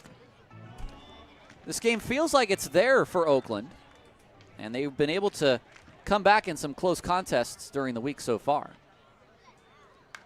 Scavato down the right field line, out of play. Back-to-back foul balls, back-to-back swings by Scavato, who has been swinging a lot as of late. Batting .182, a home run, 4 RBI. He has 19 strikeouts and 33 at-bats. So Collier may try to climb the ladder here on another fastball. The next pitch is a breaking ball lined into left field. That's a base hit. And I don't know why, after 2 straight fastballs, you go to a breaking ball when Scavato is not exactly sending them back to the screen sharply. That one hung in the middle of the zone. And obviously a better executed pitch. We're talking about a different set of circumstances, but that's going to be it for Collier. Aaron Miles is going to the bullpen. And I think we're about to have a Ballers debut when we come back on 860 AM The Answer.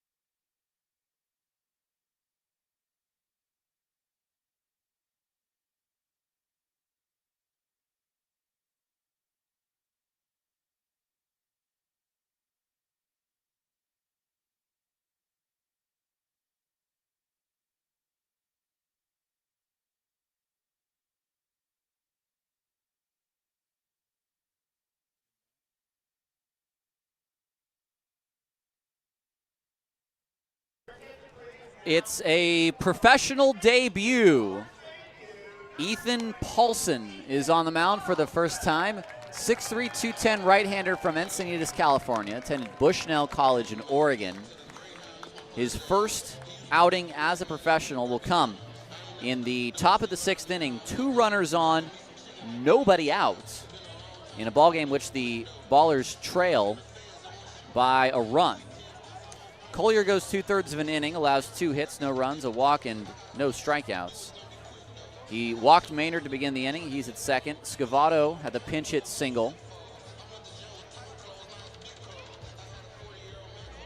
He is at first.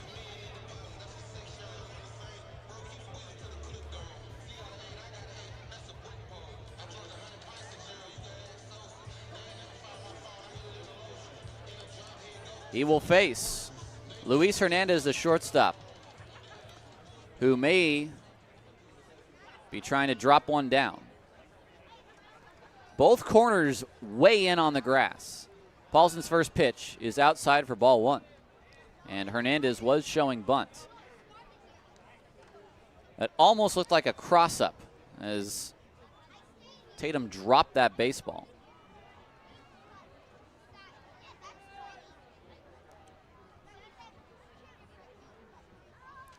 Paulson a look at second. An early show by Hernandez, and it's a fastball high. 2-0.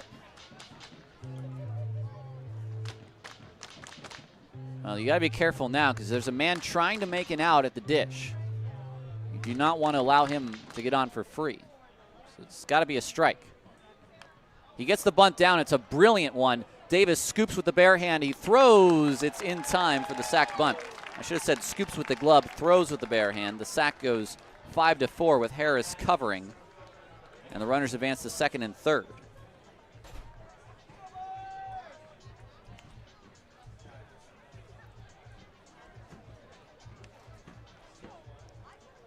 That'll bring up the top of the order in Zeb Rose. Infield will come in on Rose. So Paulson now has to pitch for the strikeout. First pitch, fastball beneath the zone. It's ball one. Fastball at 91 from Ethan Paulson. So we'll get to see everything he's got. He was on the IL through the first series with a shoulder injury. The next pitch swung on and missed. Nice breaking ball there. It's 1-1.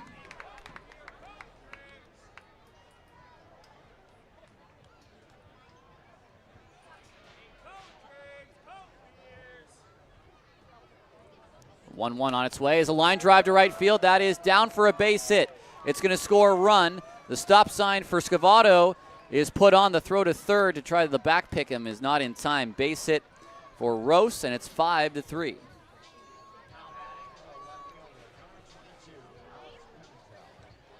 That'll bring up Pimentel. RBI single for Rose.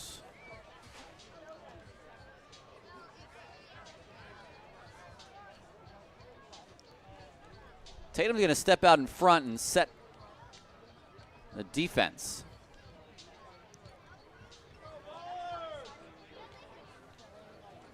Ballers have given that run back here in the fifth. And that's on the line of Collier. The leadoff walk. First pitch, Pimentel, ground ball to third. Backhanded by Druick. His throw is to second. It's in time. And Scavato stays at third. Nice play. Pimentel will advance on the fielder's choice. Rose is out 5-4. That is a nice play by Davis Druick.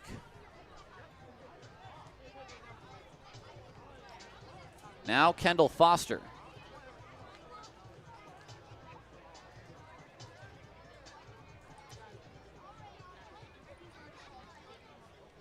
Two hits for Foster today. Runners at the corners. First pitch slider inside for ball one.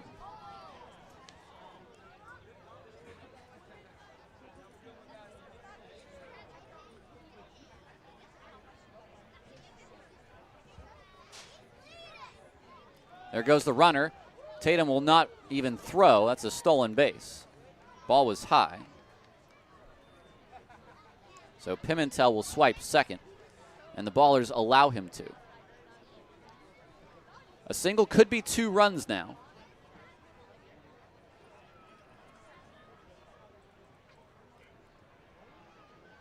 Here's the 2-0 pitch. That's a strike. Called at the bottom of the zone. 2-1.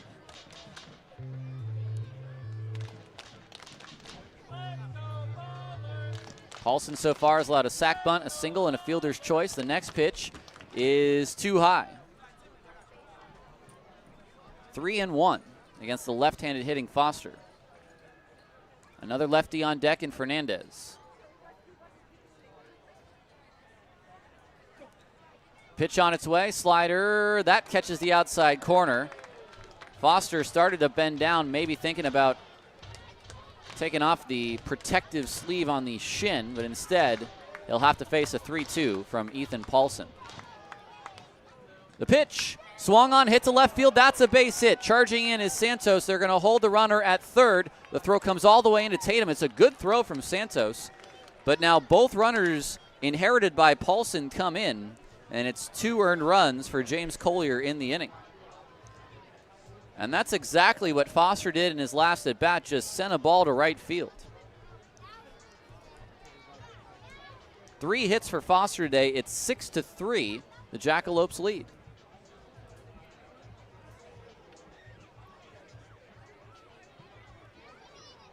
So now both runners do belong to Ethan Paulson. First pitch, called strike at the bottom of the zone. It's 0-1. 6-3 Jackalopes. They've scored in each of the last 3 innings, 2 in the 4th, 1 in the 5th, and now 2 in the 6th. The next pitch is a high, deep drive to right center field. Is anyone going to get there? No, and that ball is out of here. Oh, that is a deep drive off the bat of Fernandez, 386 feet. And Paulson has just given up a 3-run home run, and it's a careful with the runs there, as it is a 9-1 lead. The scoreboard showing something else. A 3-run home run.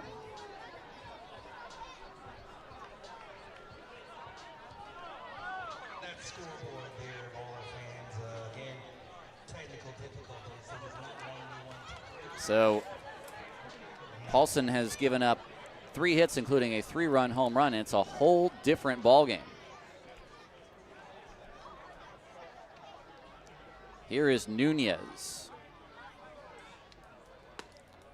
First pitch fastball, a strike.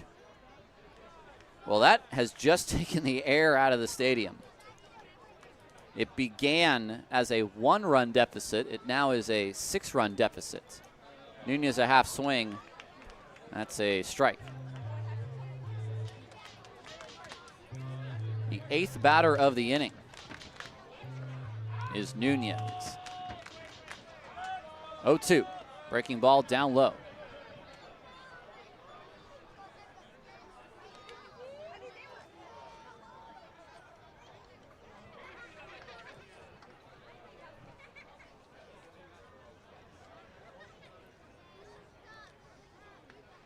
Paulson to the plate, and Nunez takes high.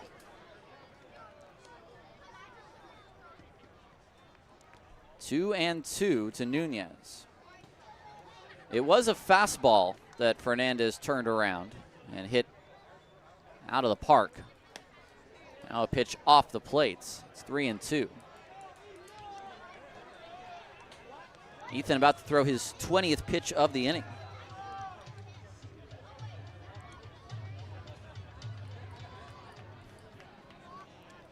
The next pitch is a slider. It's strike 3 called, and asking for a challenge is the hitter. And he will not get the challenge. 1 challenge remaining, but that is Ethan Paulson's first professional strikeout. He does allow 2 inherited runners to score and gives up 3 runs on the home run to Fernandez. All told, 5 runs come in for the Jackalopes, and they have a 6-run lead as we head to the bottom of the 6th on 860 AM The Answer.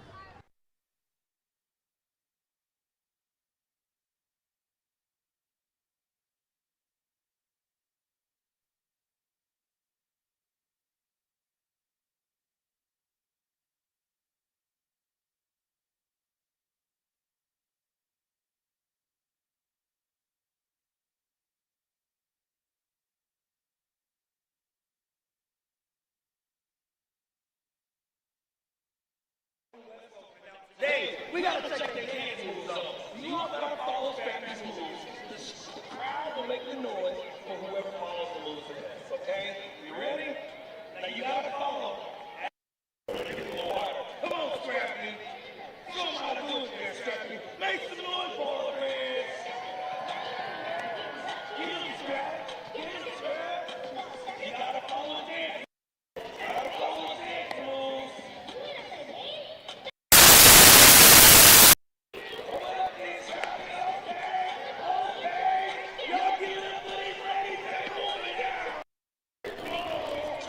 Things swing rather quickly in the game of baseball. The Ballers, when they last finished their at-bats in the 5th, had a chance to take the lead on a potential home run. Now they are down 6 as they begin the bottom of the 6th with Monty, Tatum, and Bugs. New pitcher on the mound, it's Zach DeVito. DeVito, in his 6th game as a Jackalope, 0-1 record, a 6.75 ERA. 4 runs in 5 1/3 innings. He pitched last night, and he pitched in the opener and took a loss, so his 3rd game of the series. Ty Atkins, 2/3 of an inning, 0s across the board for him. So here's Monteith. Monteith has 2 strikeouts, both came against Curtis. Here's the first pitch on its way. It's a called strike.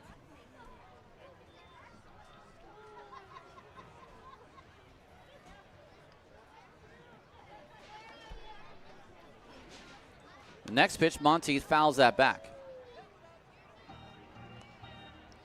It looks like Scavato has stayed in to play first.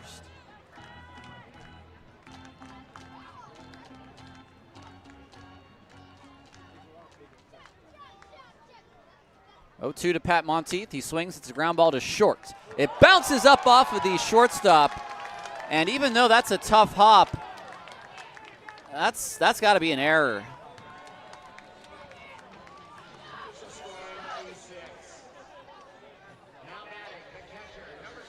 Boy, he waited for the 4th hop that time.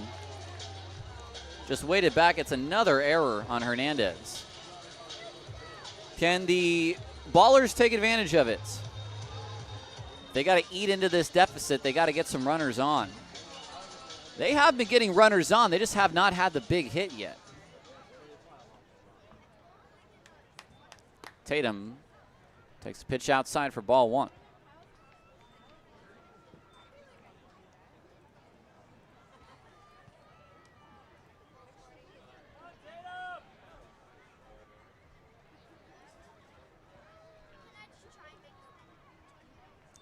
Next pitch down low as well. 2-0. 9-3, the Jackalopes lead in the 6th.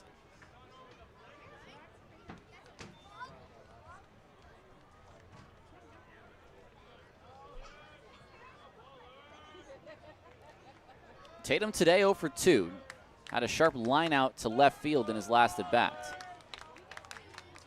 Goes after this fastball and fouls it back to the screen, 2-1. Again, one more game tomorrow. It's a 1:05 start before the Ballers go on a 2-week road trip to 3 different cities, 2 in Montana, 1 in Utah. Glacier, Missoula, then Ogden. You won't see the Ballers again until mid-June.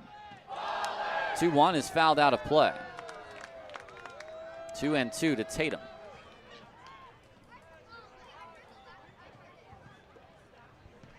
Leadoff man Monteith reached on an error.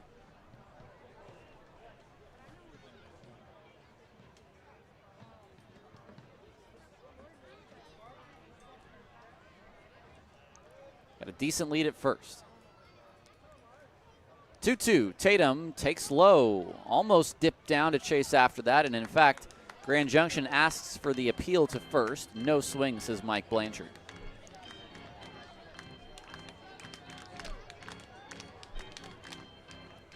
And now Tatum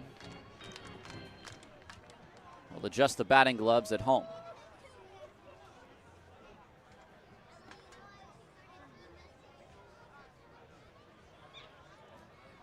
DeVito bent over at the waist, a check of first. Now he comes set. The 3-2. Tatum swings, fouls it away. Came right after Dillon that time.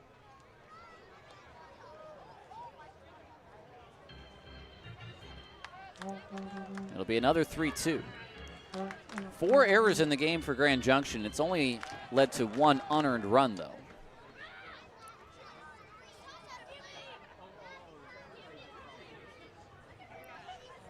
Here comes a 3-2 again. Tatum swings, pops this up behind first base. Who is it? It's going to be Scavato to put it away.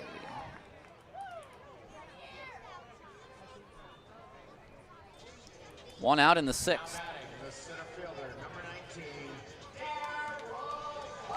That'll bring up Darryl Buggs. Buggs is 0 for 2.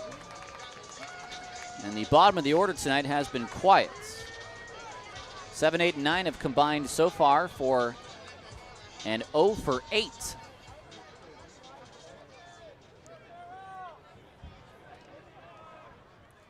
DeVito to the plate. Bugs takes the strike. Big curveball in for strike one. 9-3, Grand Junction leading.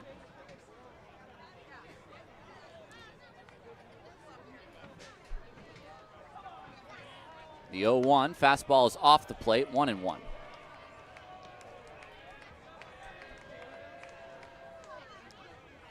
You're down 6. I think you take all the base runners you can get. I don't see Monteith trying to swipe second here.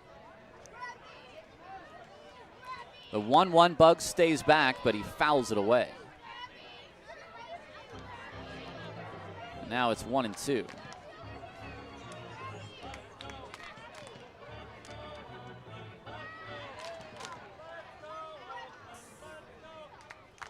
DeVito. Now finally ready. Bugs is ready. And the 1-2 is a breaking ball popped up. This is behind first. This might be trouble. Scavato after it. Second baseman after it. In foul territory. It drops foul. No play.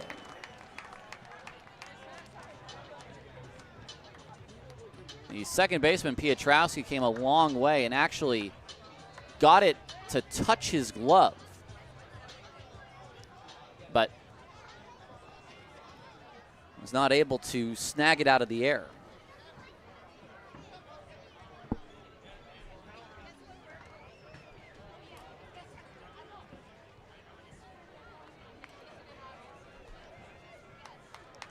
1-2.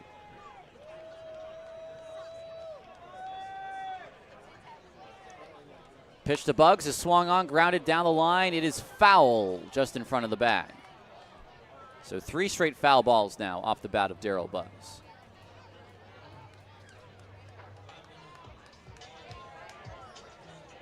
Ogden with a run back in the bottom of the 4th. They trail Yuba Sutter by 1 now, and Missoula with a 1-0 lead over Glacier in the top of the 2nd. Bugs is battling. This will be the 6th pitch of the at-bat. Swung on and missed. Fastball above the zone. And Darryl chases after it. It's 2 away. For DeVito, it's his first strikeout. And now the top of the order in Isai Santos, excuse me.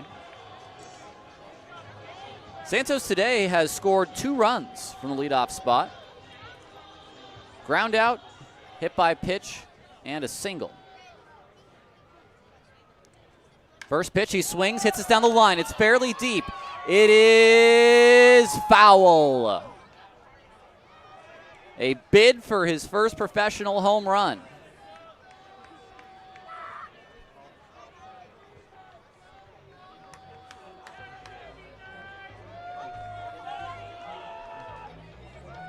So just a loud strike for Santos. He'll step back in.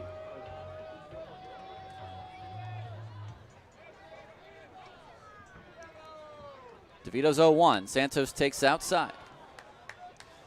It's a quick action by Santos, whose hands stay pretty steady through his entire motion, and then whip out at the pitch. It's a 1-1. He swings and misses, that time fooled in a ball below the zone.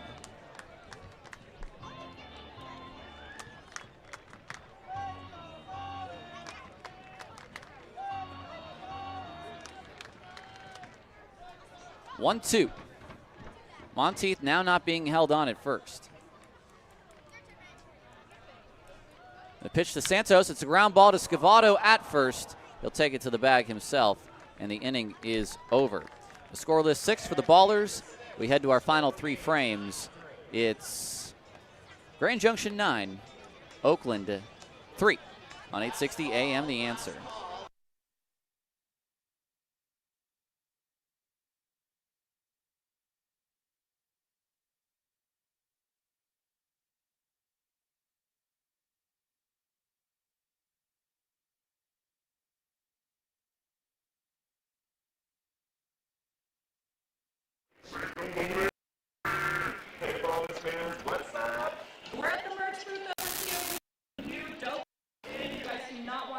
tees. They are a wool collection over here. Classic ballers hats. Everybody's got to have them. Come check us out and buy some. Don't forget we got nice koozies, we got pins, we got dad hats.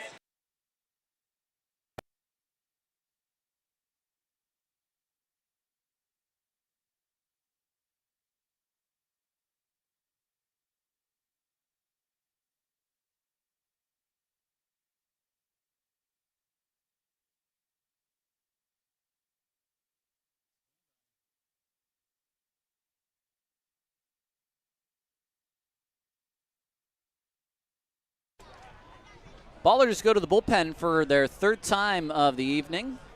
It's the right-hander Adam Bogosian out of the bullpen for the seventh in a 9-3 ball game in which Grand Junction leads. Bogosian, a 6.35 ERA through 3 games. He's allowed 10 hits in 5 2/3 innings, 4 runs. He's walked just 1 and allowed 5 strikeouts. He'll face Piotrowski, Maynard, and then Scavato. Well, for Ethan Paulson, not the debut he was hoping for after having to wait 11 games to see it happen. 1 inning, he allowed 3 hits. He allowed 2 inherited runners to score on the line of Collier and then allowed 3 of his own runs. All were earned, no walks, and 1 strikeout.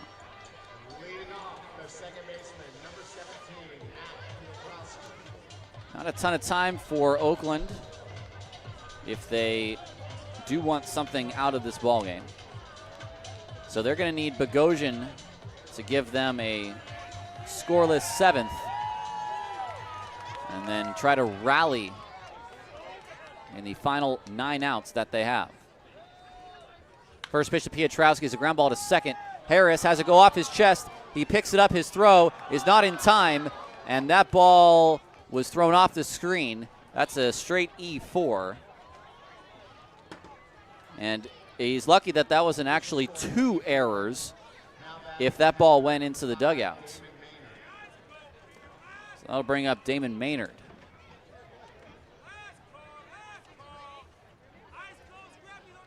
Just looked a little rushed at second base. So here's Maynard now.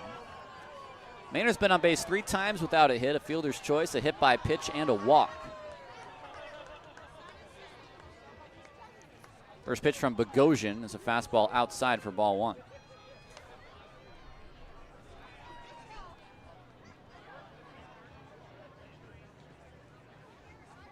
A left-hander getting loose for Junction. That might be Aiden Alger.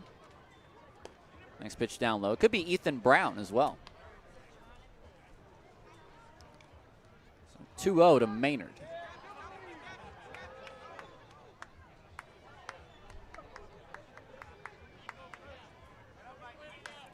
Maynard sprays that foul, and it's 2-1.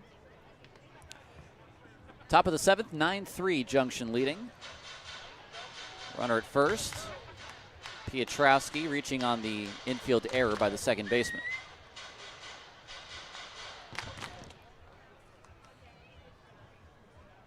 Bogosian's 2-1. Maynard a ground ball toward Harris. He picks it up, he'll throw it to second, and that is scooped out by Cobb. That's a nice play, and it was an accurate throw that time on a hop from Harris. It's a fielder's choice for the second time today by Maynard.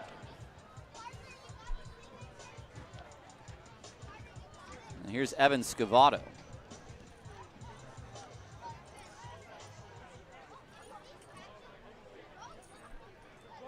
First pitch, high. Does he go? No, says the first base umpire. It's 1-0.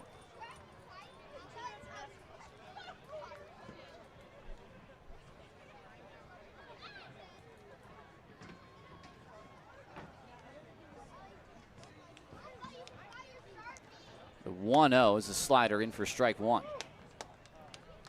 Scavato had a pinch hit single in the 6th inning. Came in for E.J. Dosco, who was 0 for 1 with the hit by pitch, but couldn't field a couple of balls at first. Now a swing and a miss above the zone, 1-2. So Scavato is trusted by Frank Gonzalez in And now perhaps Dosco, pardon me, had a knock of some kind and had to come out.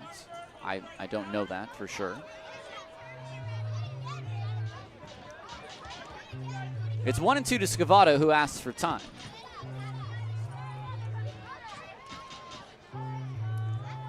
One away. The runner at first is Maynard.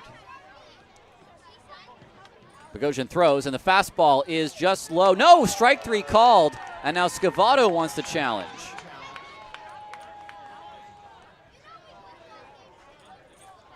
And that is a ball. So Scavato, they only had one challenge left, but he got it correct, and it was definitely 2 balls below the zone for Scavato. There might have been a little bit of hesitation on Joe Shields' part to actually ring him up, but after a moment he thought about it and did so.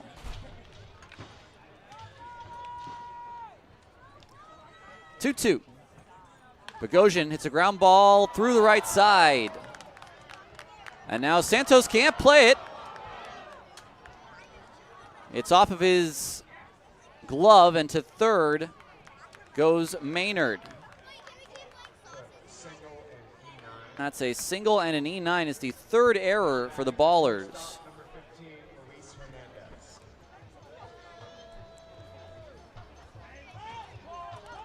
More errors, 2 in this inning. So now Hernandez, who put down a sac bunt in his last at bat. He's had 2 sacrifices today, along with the sac fly in the 4th. This is the first day that Lou Helmig has been given a full day off. Hernandez takes a fastball low for ball 1.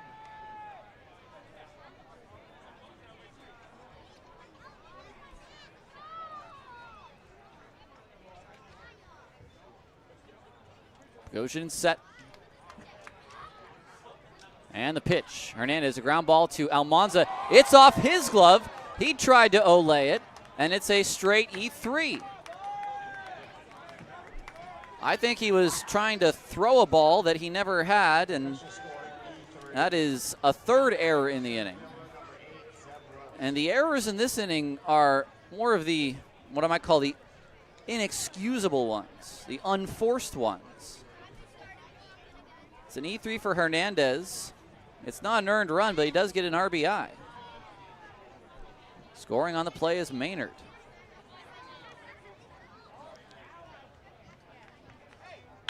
Rosa ground ball to the backhand of Cobb. He stops it on the infield. It's an infield single. Well, Bogosian is getting ground balls. He is getting no help right now. Either in the luck department or with the 3 errors in the field behind him. So they're loaded. It's 10-3.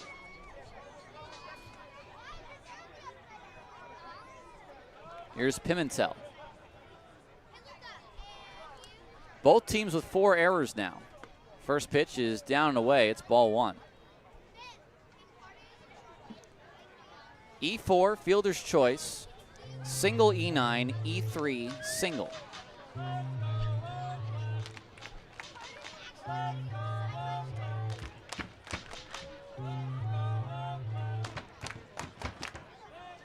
The next pitch from Bogosian, it's popped up into right field. This is carrying now. Santos is coming in. He'll make the catch, and he will drop the ball. It's going to be a sac fly. It is still an out. I am inclined to believe it's a sac fly and an E9, which allows the other 2 runners to advance who otherwise were not advancing. So it's an unearned run. But the E9 allows Rose to get to second and Hernandez to third.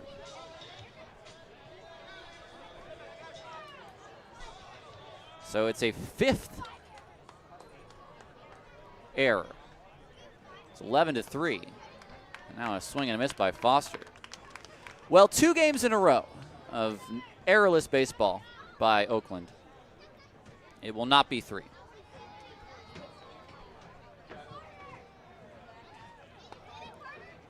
Next pitch, a strike as well, 0-2 to Foster.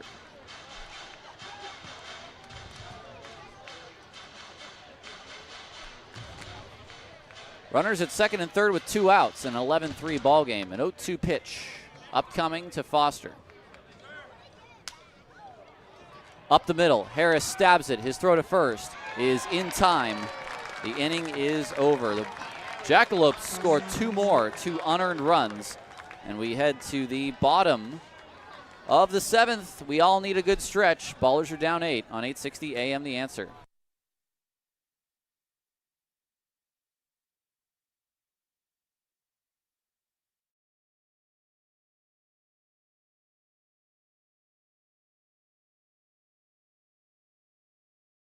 But you don't want to hear me sing. So I'm going to need your help on this, fans. Come on, you ready? Say it. Gianni. You ready to sing with us, Gianni, okay? Come on, y'all. Ballers.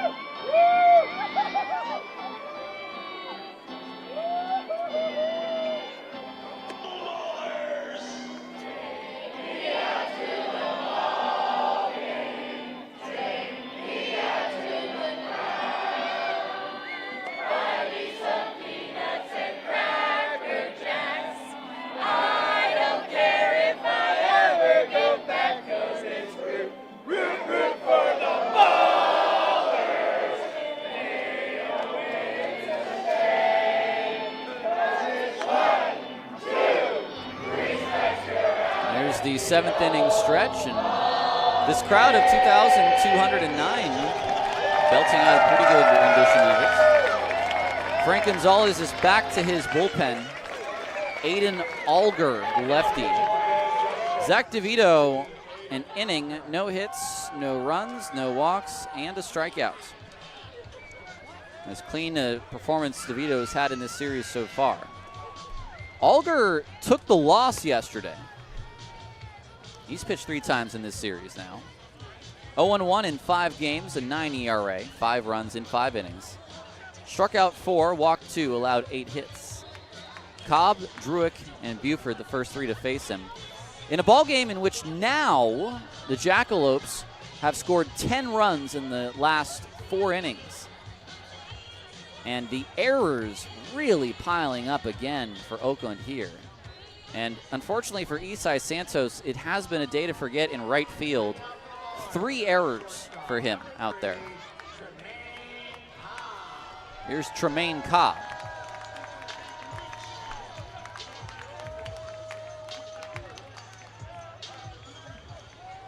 Cobb has 2 hits today. What's new?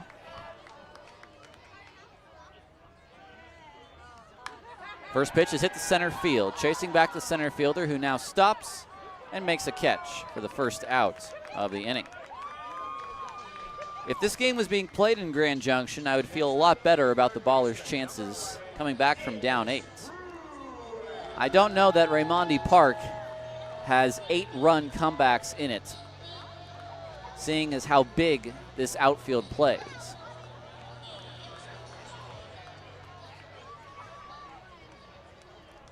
Here's Davis Druick. First pitch, a touch high for ball 1.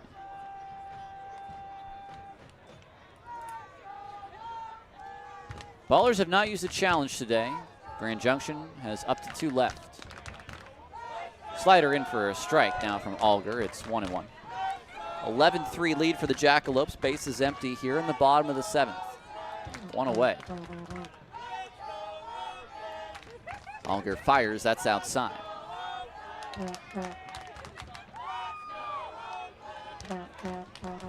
Ballers came into the game 6-4, and if they take a loss today, it means they'll finish this series tomorrow with a chance to win the game and win the series 4-2.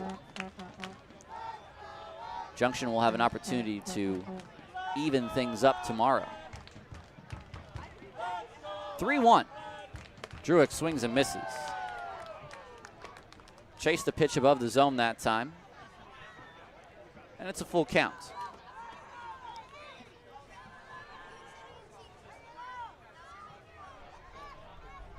Full count pitch is strike 3 called, and Druick is gone looking. 2 outs in the 7th. First strikeout for Alger. Not too many Ks today for Oakland. Just 5 now altogether. I'll bring up Buford. First pitch, Buford will take low for ball 1.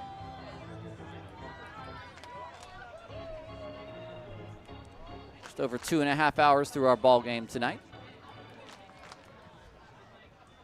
Buford takes outside 2-0. This will not be the highest scoring game in the Pioneer League today. I guarantee you that. Ground ball down third. It's a fair ball. Fernandez to throw across the diamond, and it is not in time. It was a high throw. The first baseman had to come off the bag, and we'll see what the result of that is. It's going to be an E5.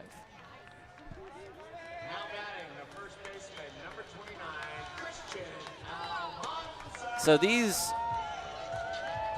defenses cannot seem to put together a pretty good string of plays. Both teams with 5 errors today.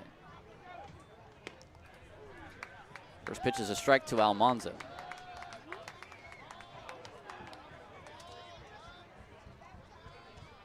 Runner at first is Cobb, or rather Buford. The next pitch is down low. Almanza today is 1 for 3. Doubled and scored in the second inning.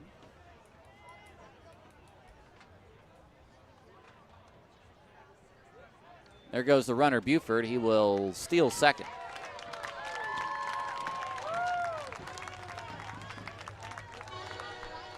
Ball was in the dirt. The shortstop went to cover, so no defensive indifference.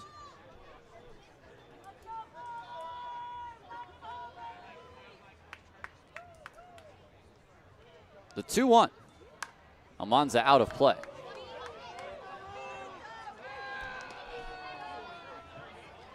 Eleven runs on 12 hits, 5 errors for Grand Junction through 7 innings, and through 6 2/3 for Oakland. 3 runs on 6 hits and 5 errors. Here's the 2-2, and Almanza hits this one down the left field line. Moving back as a left fielder. He is at the wall, and he will slide into the fence, and he will not make the catch. It's out of play. Gave it a ride. May have had a shot of getting out, but it just kept slicing foul.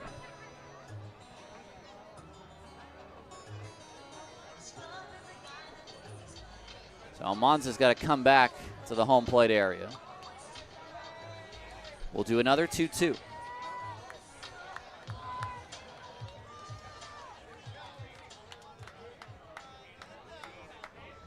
Alger is set. The pitch to Almanza is down low, 3-2.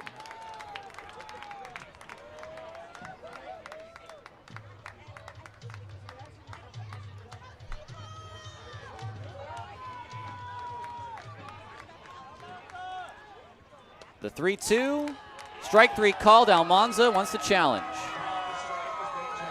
And he's going to be disappointed. Strike 3 on Christian Almanza. The inning is over. To the 8th, 11-3. The Jackalopes lead on 860 AM, The Answer.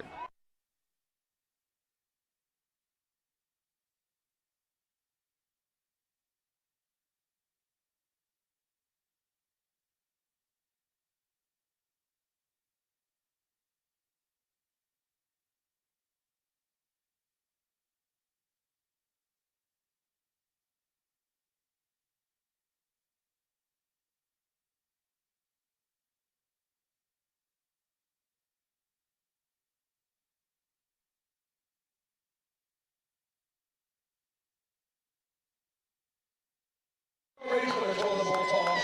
Yeah. Presented our movement team. Now, so simple. You're going to grab the rolls. The first to get 3 rolls in the toilet bowl wins.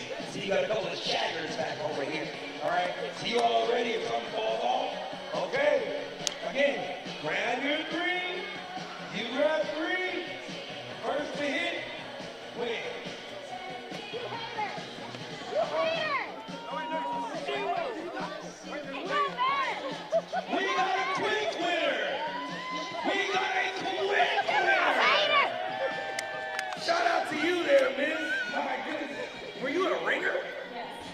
Heffernan Insurance Brokers has been helping people make smart decisions since day one, offering business insurance, personal, home, and auto, employee benefits, and retirement and wealth management.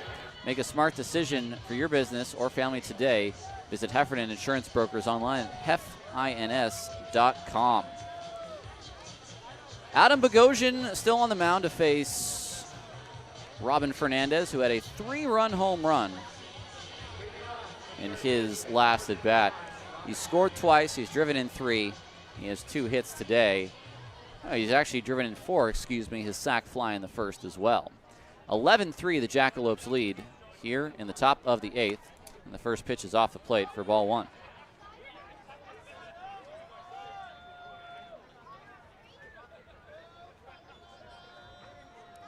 Bogosian set.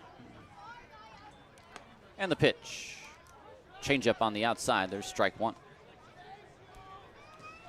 It'll be a 2-week trip for the Ballers after tomorrow's game. They'll fly into Kalispell, Montana. 1-1, taken for strike 2. And Fernandez wants to challenge that. And that will be the last challenge for Junction tonight. The hole of the ball was right at the bottom of the zone. So Fernandez is down 1-2. So Junction is done. Oakland has 2 challenges left.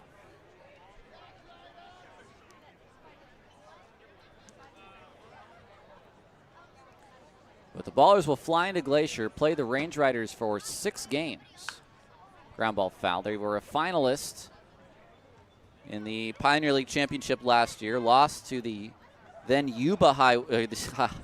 I'm trying to get rid of YOLO, and then I say the wrong thing when I want to say the other. The former YOLO High Wheelers, who beat them in the Pioneer League Championship. 1-2 is inside. 2-2. 6 games in Glacier, then they'll drive down to Missoula, Montana on a bus and play the Paddleheads for the first time in team history, a 3-game series. Fernandez to center field. Bugs is in, and he will catch that lazy fly ball for the first out.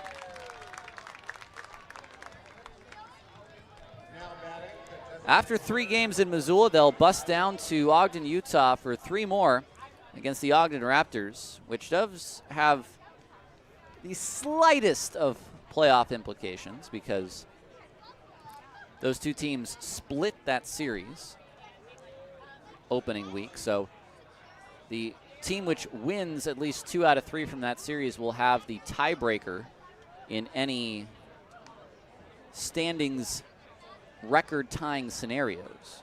The head-to-head record, that is. Here's the 1-0 to Nunez. Takes a slider for strike 1. After they finish those 3 games in Ogden, they will bus back, which I can tell you is quite the trip on Highway 80. Slider catches the outside corner for strike 2. 1-2 the counts.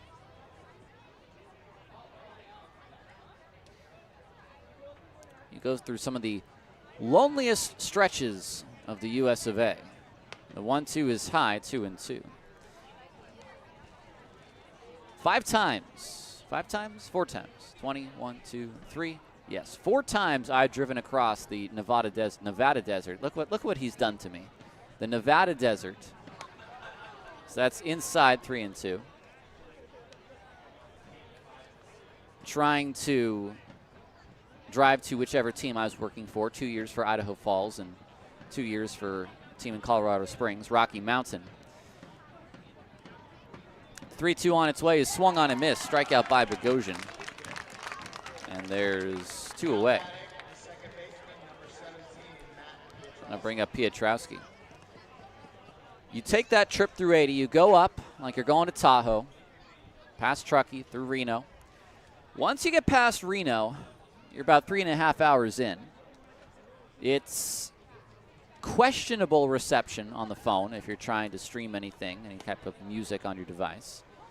Pietrowski takes a strike. is why I've had to download quite a few podcasts. Your first stop along is Winnemucca, after you go past the Leavenworth prison. Or that's not right. Is it what's the name of the prison out there? I can't think of it now. 1-1 to Piotrowski. 2 hits, and he's also reached on an error today. Fouled out of play. I've stopped in Winnemucca to fill up some gas at a Love's, which I think is now a Flying J. And then it's a pretty empty stretch of land until you hit Elko, where I've had to stop many a night. 1-2. Piotrowski, ground ball. Druick picks it. His throw across the diamond is in time. It's a 1-2-3 eighth for Bogosian. We head to the bottom of the eighth. 11-3, Jackalopes on 860 AM, the answer.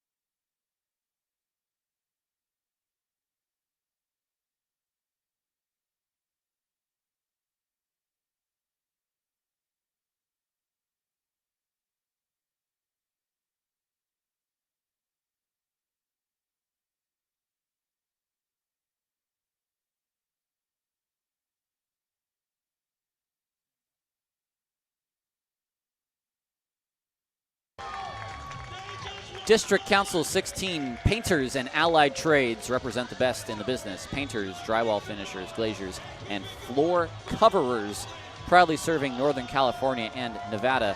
They stand for top-tier training, great wages, and strong benefits, and dignity on the job. Join the International Union of Painters and Allied Trades today.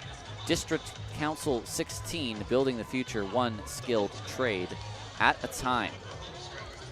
It's the bottom of the eighth, and Frank Gonzalez once again turns to his bullpen. His team leading 11-3 over the Oakland Ballers. This is Mark Schommer, who gets a softer landing spot with his team up 8. An ERA of 45. Well, what does that actually mean? It means that through 3 appearances, he's allowed 5 runs through 1 inning of work. He's walked 2 and struck out 1. He'll face Harris, who is 1 for 3, Monteith, who is 0 for 3, and Tatum, who is also 0 for 3. Would not be surprised to see Aaron Miles try to get Michael O'Hara an at-bats, who still is trying to come back from a bruised ankle. So here comes Harris to face Schommer. The second baseman, number 4, Danny Harris. Harris had a double in the 4th. That was the 1 in the 1 for 3.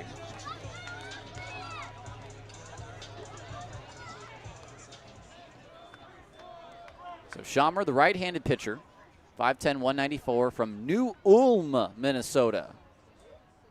First pitch is down and away. New Ulm has to be founded by Germans.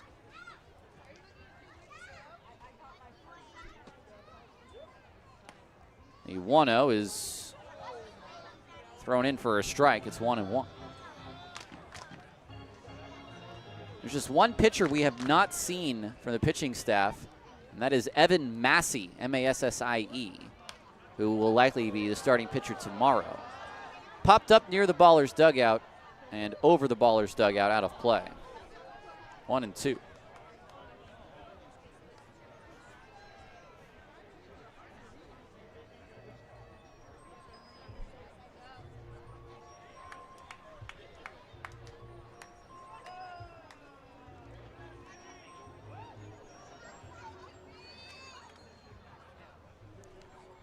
Harris waits on the 1-2. Schommer waits, and now finally he delivers. It's a ground ball, weakly hit, charging the third baseman. It will be an infield single, as the third baseman could not handle that ball. Harris with his second hit of the ball game.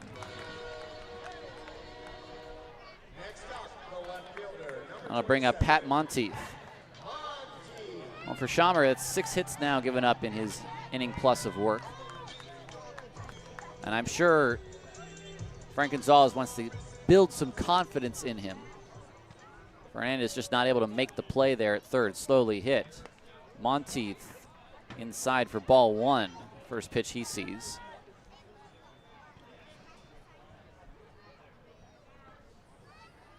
For 3 is Monteith. He did reach on an error. The next pitch is a strike on the inside, 1-1.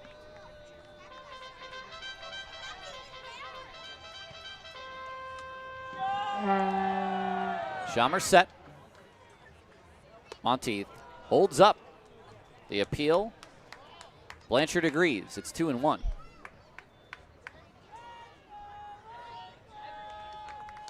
Bottom of the 8th. Jackalopes leading 11-3. Monteith takes a strike on the outside. It's now 2-2.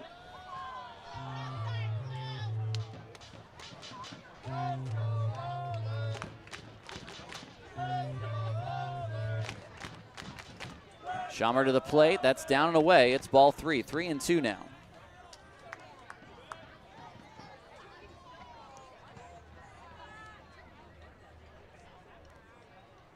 Pat ready. Maynard will set up low and in. The pitch is swung on and fouled away. Harris was trying to time Schamer at first.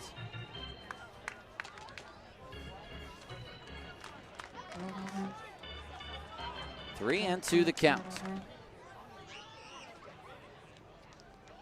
Schamer to the plate. Monteith fouls it back.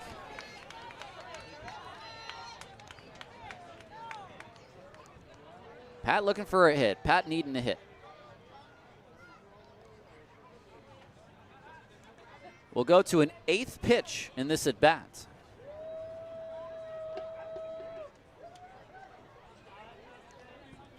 The 3-2, way outside for ball 4. Ballers have 2 runners on, and right now that's a rally.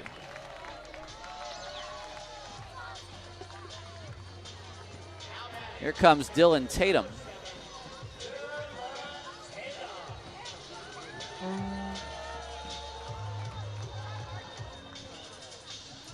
Tatum is 0 for 3 today.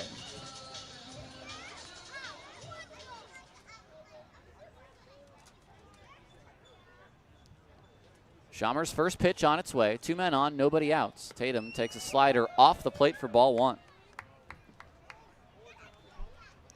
Well, a righty is loosening for Junction.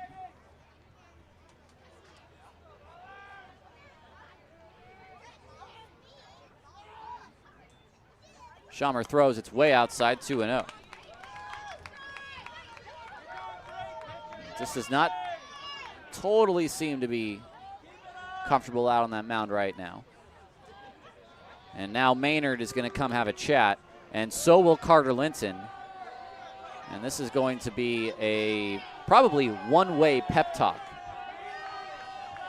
from one former Pioneer League pitcher to a current one.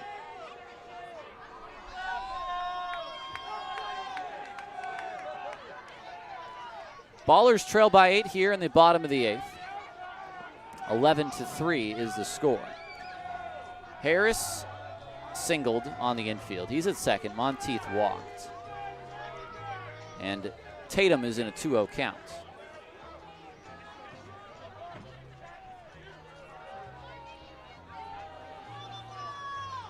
Joe Shields now out at the mound to break up this conversation. And Linton will now head back to the dugout.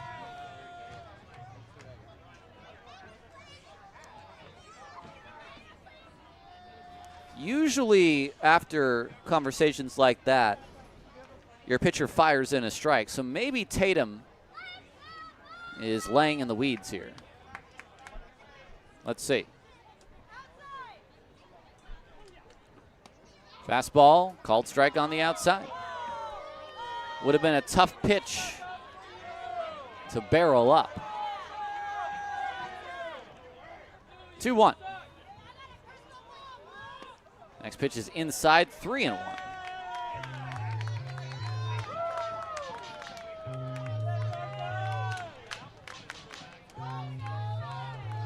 Schamer is set. The 3-1, Tatum swings at the ground ball up the middle, off the mound. Hernandez is going to have one play at first, and it is not in time. It's an infield single. Tatum beat it out, much to the surprise of Evan Scavato at first. The bases are loaded with nobody out. And it's Daryl Buggs at the dish.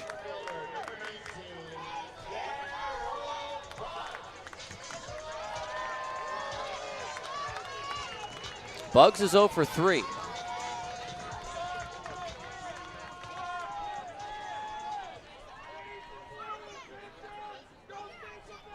First pitch to Buggs. Swings and fouls it back. He likes that first pitch. Swings quite a bit to start the at-bats. Harris at third, Monteith at second, and Tatum at first. Ballers are down by 8.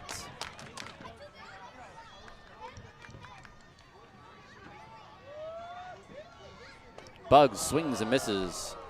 Fastball inside, it's 0-2.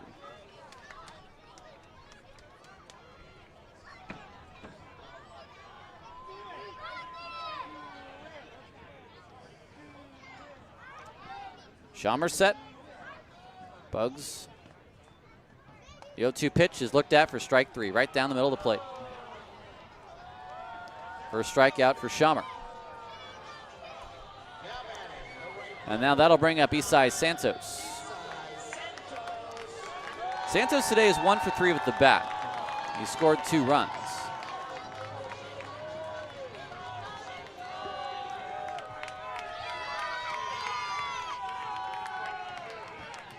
First pitch, swing, line drive, center field, that's a base hit.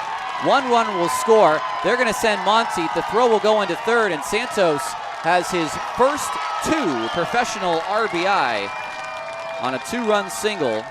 It's 11-5. First pitch swinging, did not try to do too much with it. Sent it right back up the middle.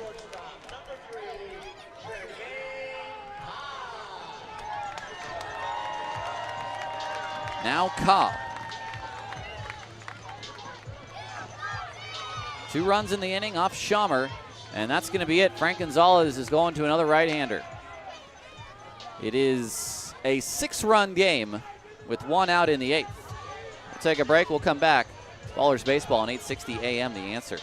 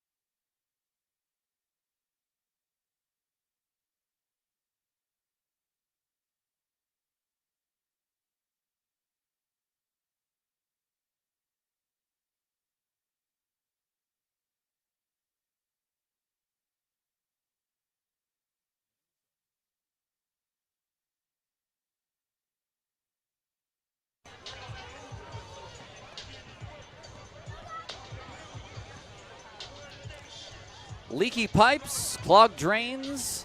Call the pros at Mr. Reuter Plumbing. We're the home team when it comes to reliable service.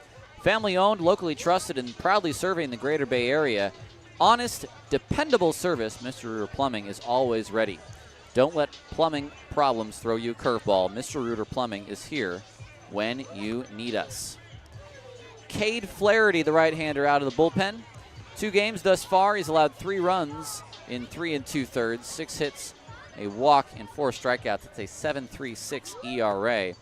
Well, for Mark Schamer, it was a softer landing spot, but he was not able to put up the kind of game he wanted. A third of an inning for Schammer. He allows 3 hits, 2 runs so far, a walk and a strikeout. Tatum is at second. Santos is at first.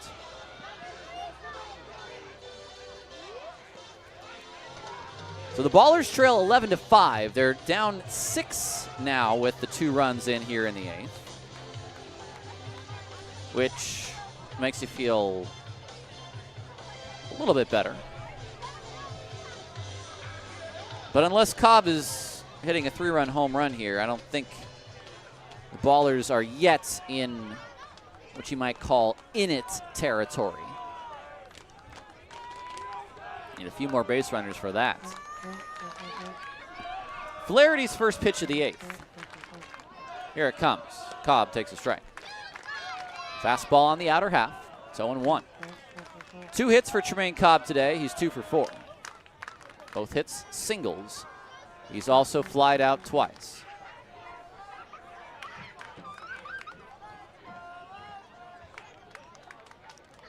Flaherty's pitch, a curveball in the dirt. Does he go? No, says the umpire at first. It's 1-1. 1 away in the 8th.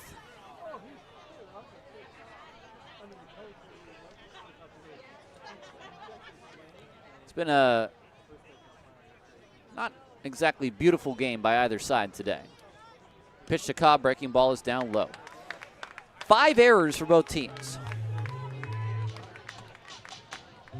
Grand Junction has scored 11 runs. They have a home run today on 12 hits. Ballers 5 runs on 9. The pitch almost hits Cobb. Fastball, look out, 3-1. Davis Druick on deck.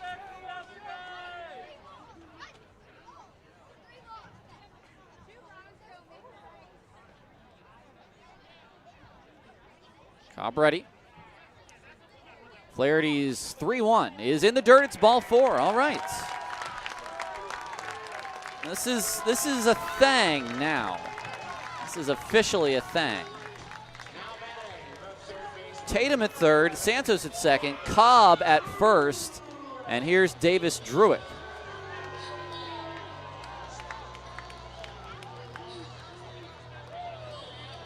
Another right-hander begins to loosen. That's Braden Collette, who we have not seen. One of 2 we haven't seen. I got that wrong a little bit earlier. We haven't seen Collette or Massey. The first pitch to Druick is off the plate for ball 1. Flaherty now working from the windup with the bases loaded, 1 away. What has Oakland got? The 1-0 is 2-0 now. And Junction is, remember, out of challenges. Oakland's got 2 left. It's 2-0 to Druick. I think if you get back in the ballgame, you have to hit your way back in. The 2-0 is low, 3-0. Well, maybe not on this pitch. Maybe you don't try to hit your way back in on this pitch. Buford on deck. Flaherty from the windup. The 3-0 is strike 1. Druick is 0 for 3 today with a hit by pitch.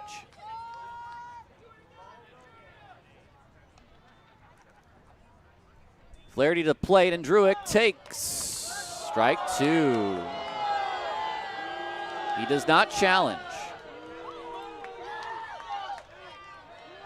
So the count will go full. If it's close on this next pitch, I think Druick will challenge. Here comes a 3-2. He swings, grounds one down the line. It's fair! It's past the dive of the first baseman. 2-run score. They're going to send Cobb. The relay home will not be made. It's a 3-run double right down the first baseline for Davis Druick.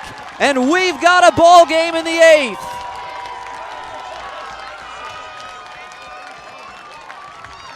A 3-run double to unload the bases. It's 11-8.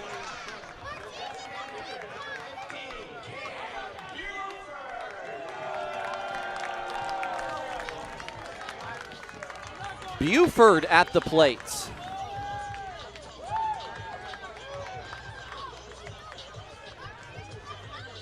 You can close the book on Schaummer. It's 4 runs all earned. One of the runs now is Flaherty's. Don't look now. It's a 5-run 8th inning. The Ballers are down 3, 11-8.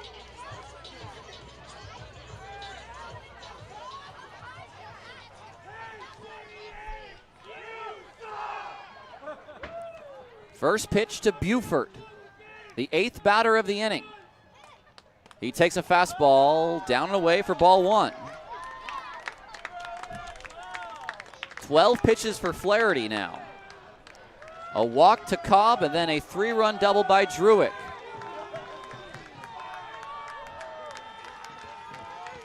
Buford swings, hits this to right center field. This is deep, and that ball is out of here!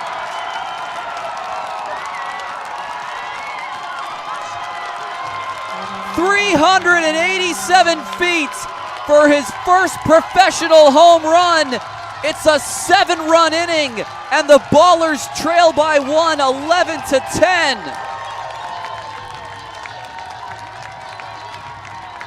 Whoa!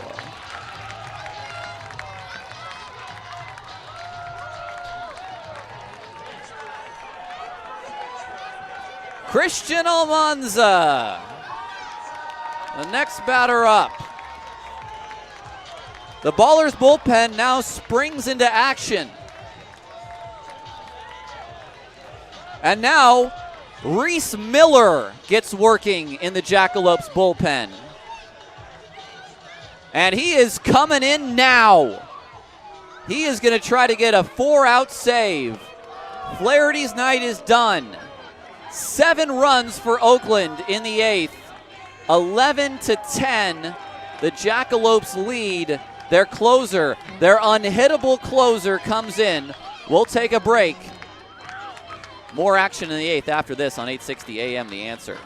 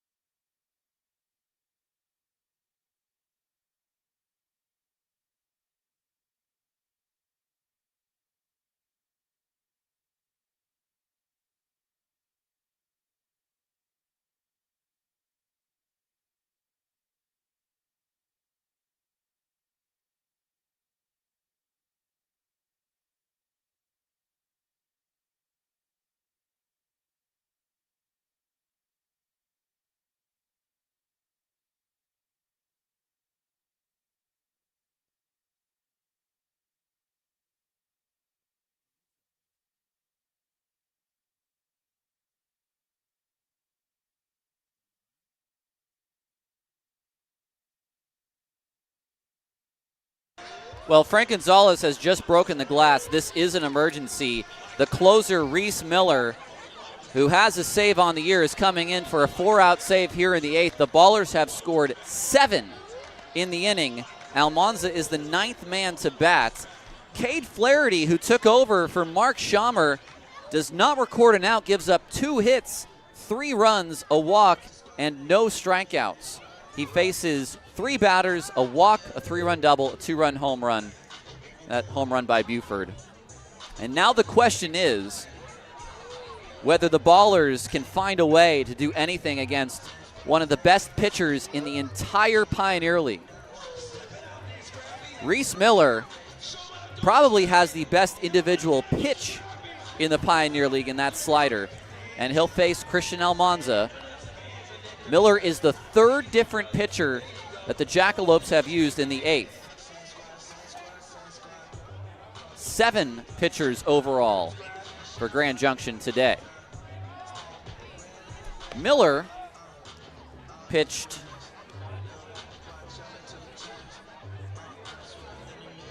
a couple nights ago in relief and had some good success.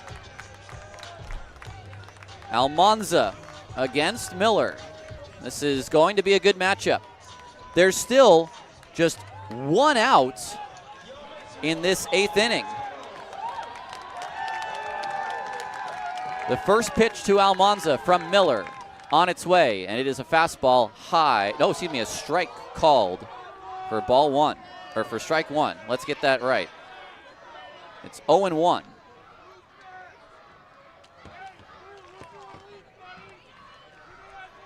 Miller to the plate. The slider, it's delicious and filthy at the same time. It's strike 2. I don't know how you can even react to that thing. The bend that you can see on that pitch from my vantage point is ridiculous. 0-2.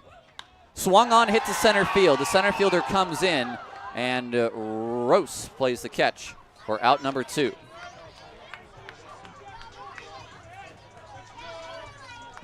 That'll bring up Danny Harris.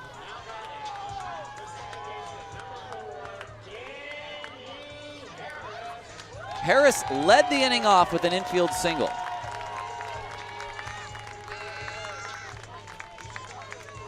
Seven runs in the 8th, and we are officially a 3-hour-old ball game. Miller's first pitch. Harris takes a slider down and away.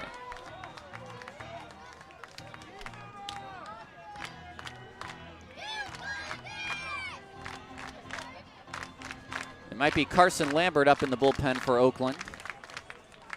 The 1-0 breaking ball, that slides in for strike 1. He was such a weapon last year, late in the year, and he is such a weapon now for Frank Gonzalez. The 1-1. Harris takes that in the dirt. 2-1. On deck is Monteith. Would he be lifted maybe for O'Hara? Ballers have a short bench. Helmig also available. 2-1 to Harris. He swings, pops this up. Shortstop out, center fielder in. It's going to be the left fielder who runs in and makes the catch. The inning is over. A 7-run 8th for Oakland. It's a 1-run ball game as we head to the 9th on 860 AM, The Answer.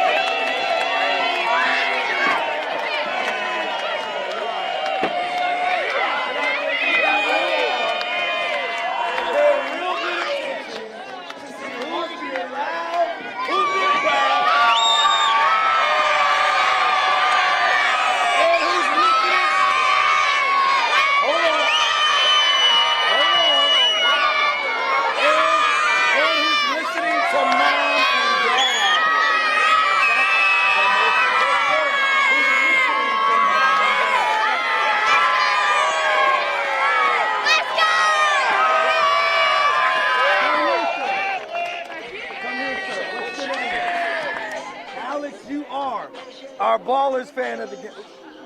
Ballers fan of the game there, Alex. Top of the 9th, Ballers down 1. It's Grand Junction 11. Hey, Oakland 10. are you ready for summer? The new pitcher on the mound is Alec Rodriguez. Let's go! Adam Bogosian did his job. 2 innings, no hits, 2 runs, but none were earned. No walks and a strikeout. Rodriguez comes into the game, an ERA of 1.50 through 4 games. He's allowed a run. He's walked 5, struck out 6 in 6 innings. He's a hard-throwing right-hander, and if he is on and locating in the zone, he is tough to hit. It's when he walks the hitters and gets a little wild where we have seen that single run come in. So I hope, at least if you tuned away earlier, you are now glued to your radio sets for the remainder of this game. A 7-run 8th inning has brought the Ballers 1 run from tying things up here. Reese Miller, who came on for a 4-out save, got the first of the 4 outs. And now it's up to Alec Rodriguez to keep it a one-run game. Easier said than done. The bottom of the order today for the Jackalopes has scored 4 times and driven in a run.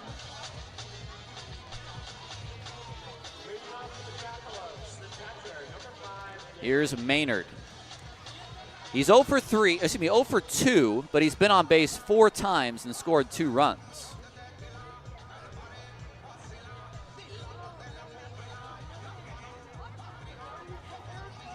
All right. Maynard stands in. Rodriguez will work from the windup, the first base side of the rubber. The twist and the pitch, and the fastball is in for strike 1. Fastball at 92 right at the bottom of the zone. 2 challenges left for Oakland. 0 for Grand Junction. The 0-1 slider. Called strike on the outside. Ooh, a pitcher's strike there. Maynard didn't like it. He has reason to be disappointed, but it's 0-2. We have time by Maynard now. 11-10. Grand Junction leading Oakland. It's an 0-2. Rodriguez into the windup. Here it comes. It swung on and missed. That was filthy on the slider. And there's 1 away.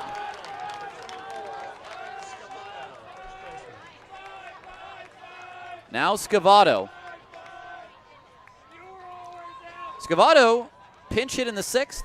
Had another at-bat in the 7th. He's 2 for 2 with 2 singles. He's got some pop, so be careful. Rodriguez's first pitch, fastball, that's hit out of the yard, foul toward the soccer field. At 93, that came out of Rodriguez's hand.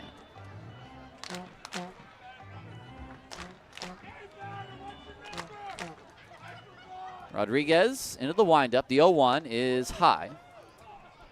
1-1. Again, the ballers in the 9th are going to have the scheduled hitters of Monteith, Tatum, and Bugs. The 1-1. Down low, 2-1. I think you will see both Michael O'Hara and Lou Helmick hit somewhere in that trio.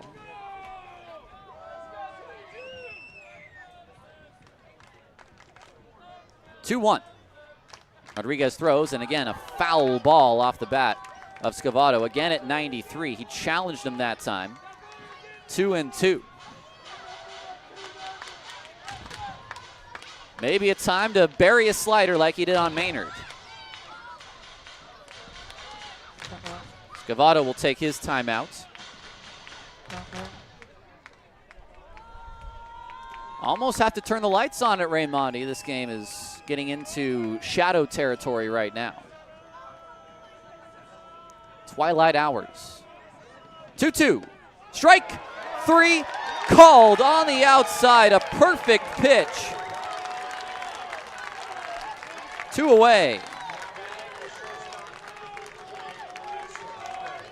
That'll bring up Luis Hernandez. Do you want to know where that pitch was? It was right in the bottom corner.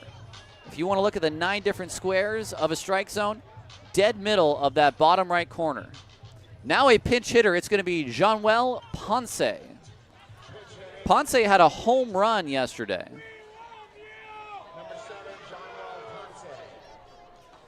So Ponce, I don't know if he's just lifted temporarily or whether he will take over at shortstop in the 9th. He will pinch hit. Back-to-back strikeouts for Rodriguez.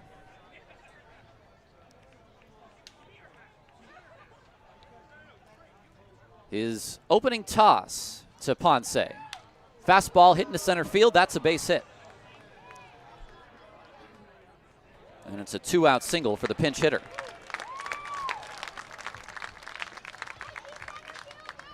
Next up, the center fielder, number 8, Zeb Rose.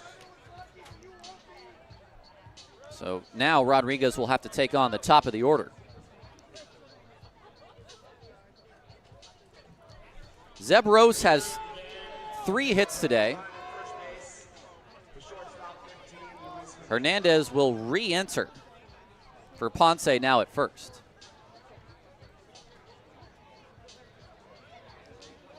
So he is definitely one and done. Hernandez a decent lead at first. And the first pitch to Rose is a fastball down and away for ball 1.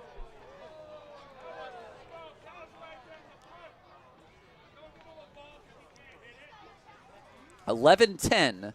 The Ballers trail in the 9th. Rodriguez slings a pitch over to first, and a toss over to first, you could say, that chases back Hernandez.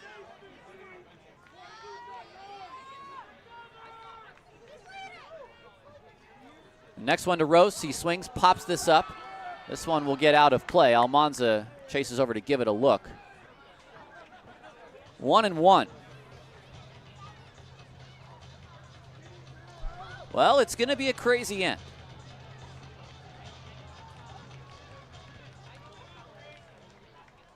Rodriguez set.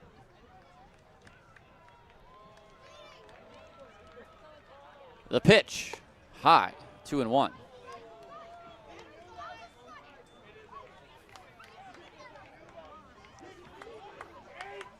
Rose 3 for 5 today. Hernandez, a big lead at first now.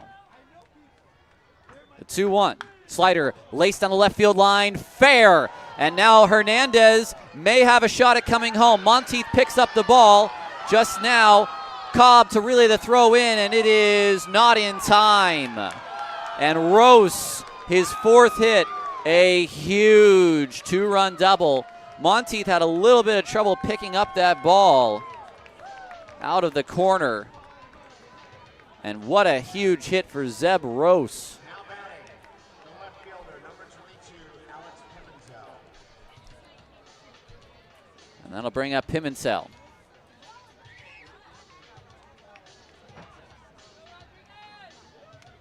(12-10). And the job has become that much harder.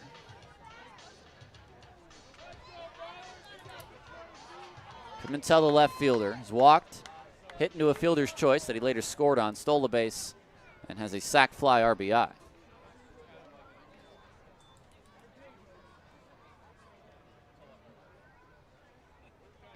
First pitch from Rodriguez. There goes the runner, and no throw will be made. It's high and in, and Rose steals 3rd.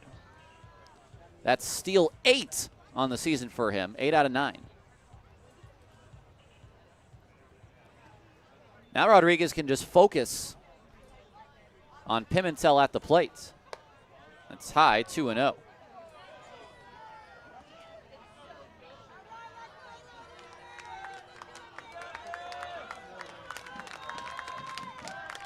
From the windup, the 2-0, high again, 3-0. Foster is a lefty, he's on deck.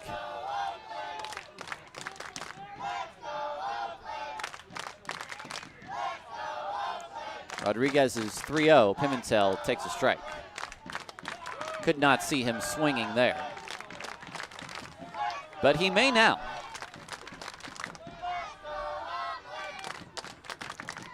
The 3-1 on its way. It's swung on, hit down the right field line. This will get out of play.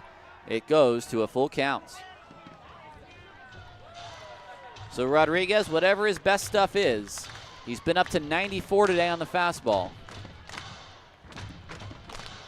If that's the best stuff to get a swing and a miss, you go with that. If you go with the slider, it's got to be his best pitch on 3-2, a runner at 3rd. Here it is. It's swung on and fouled at the plate. An emergency hack on a slider below the zone. 3-2. I see Braden Collette warming up the righty in the bullpen, which is interesting. 3-2. Pimentel takes a slider in the dirt. It bounced up to Tatum, and it's ball 4. Now batting, the right fielder, number 1, Kendall Foster. Here's Kendall Foster. Foster has 3 hits tonight. And some easy hits, let's call them that, on balls just hit out to right field.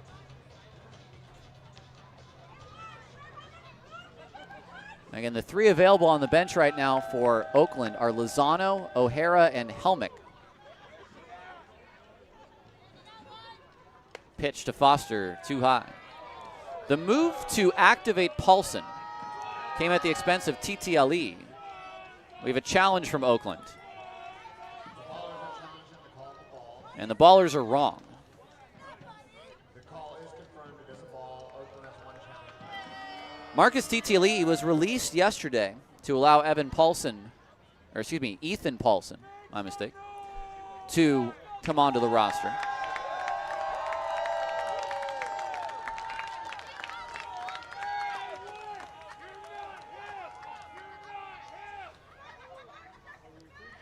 One out.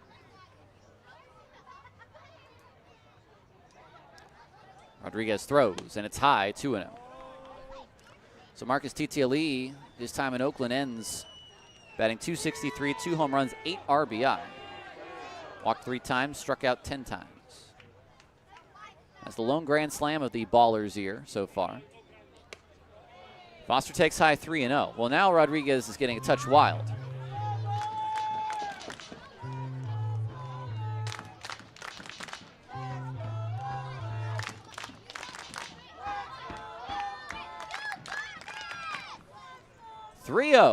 High for ball 4. It's a 4-pitch walk.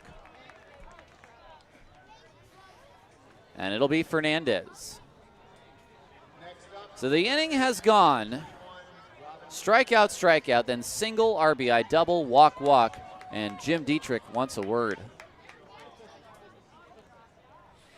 It's a 2-run game. The Jackalopes have scored here in the 9th. It can get out of hand. Fernandez already has a 3-run home run in this game. He's driven in 4. He has 2 hits, and he's also walked and scored 2 runs. A very quick pep talk. And I think the message here is you have to attack him. Do not be afraid of him. You win the battle.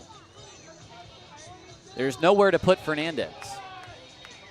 And if the Ballers want a shot in the bottom of the 9th, it has to be 2 runs, no more. It's already hard enough to get anyone on base with Reese Miller on the mound. The first pitch from the windup is a strike on the outside corner. And I'll call that a nice frame by Tatum.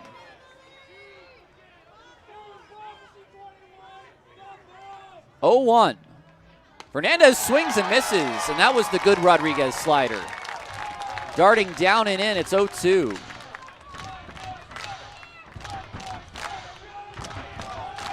Fans cheering on Rodriguez. He shakes off Tatum. Now he's in agreement.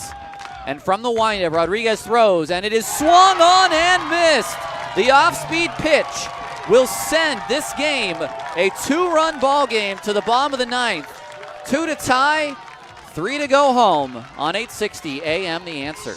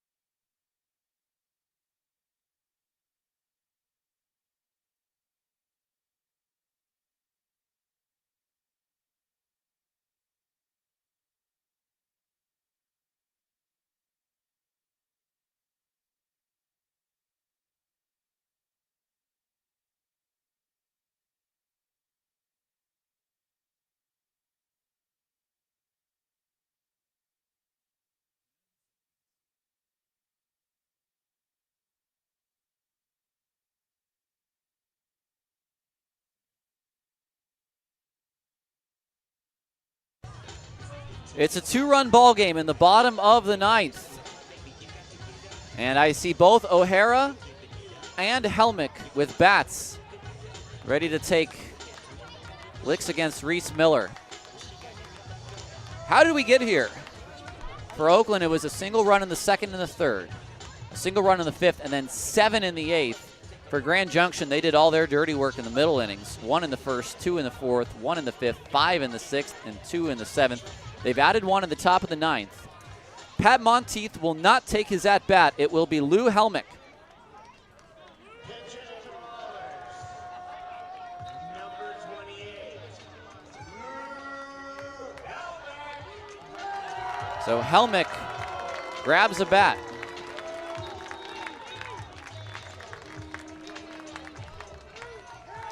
The lefty in the ninth. Miller's first pitch to Helmick. He takes a slider, load for a strike. Excuse me, Helmick will challenge.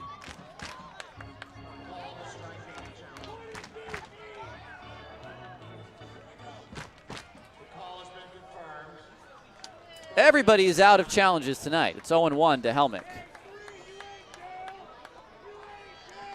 We will play the rest of this game on natural. It's 0-1 to Helmick. Miller's next pitch. Helmick pops this up.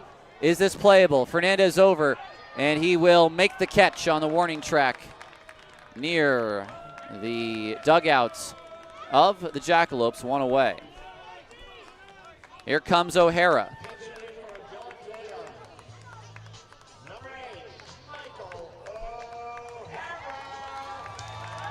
O'Hara with another pinch hit appearance.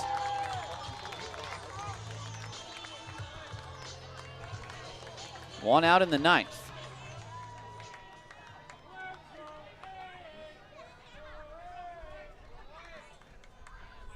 First pitch, slider, fouled away. It's a pitch that's impossible to see. I'm sorry. That started on the outside part of the plate, and by the time O'Hara hit it, it was in on his hands.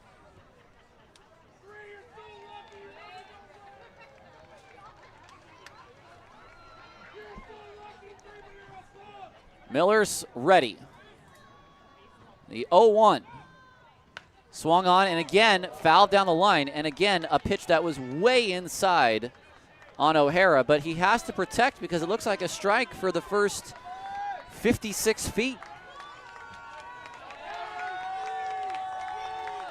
Again, he's Tommy Canely, except instead of a changeup, it's a slider. 0-2. Maynard setting up away. The pitch is swung on and missed. Fastball above the zone. And O'Hara strikes out swinging. 2 outs for Bugs. He's got to get on to continue this ball game.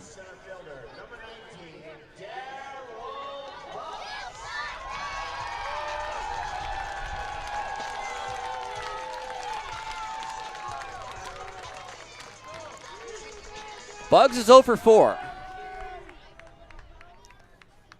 The first pitch, Bugs swings and misses right over the top of the slider. It's 0-1.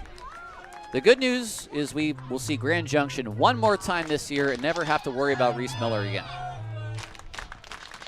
And only lucky he's only pitched in 2 games this series. Bugs swings and fouls it away. It's a quick 0-2.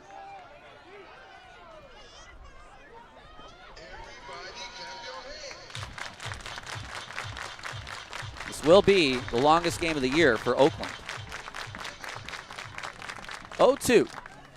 Setting up away is Maynard. The pitch on its way. Bugs swings and misses way over the top of that slider. The ball game is over.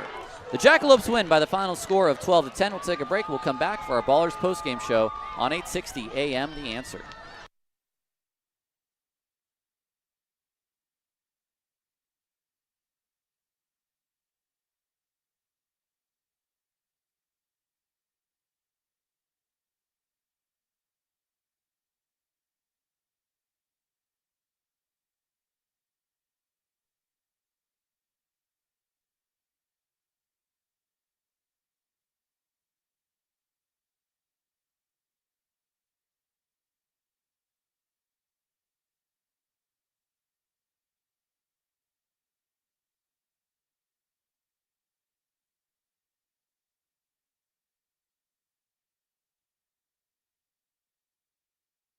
Show some love to your Oakland Ballers. It's been wonderful here for West Oakland night. Now tomorrow is BallerCon. Be back here in Romani Park, 1 o'clock. It's going down, and tomorrow's Scrappy's birthday. So all you real baller fans, come out to show some birthday love to Scrappy, the Rally Possum. Now you all have a good night. My name is Big G Biz, your host here with the Oakland Ballers. All right, and let's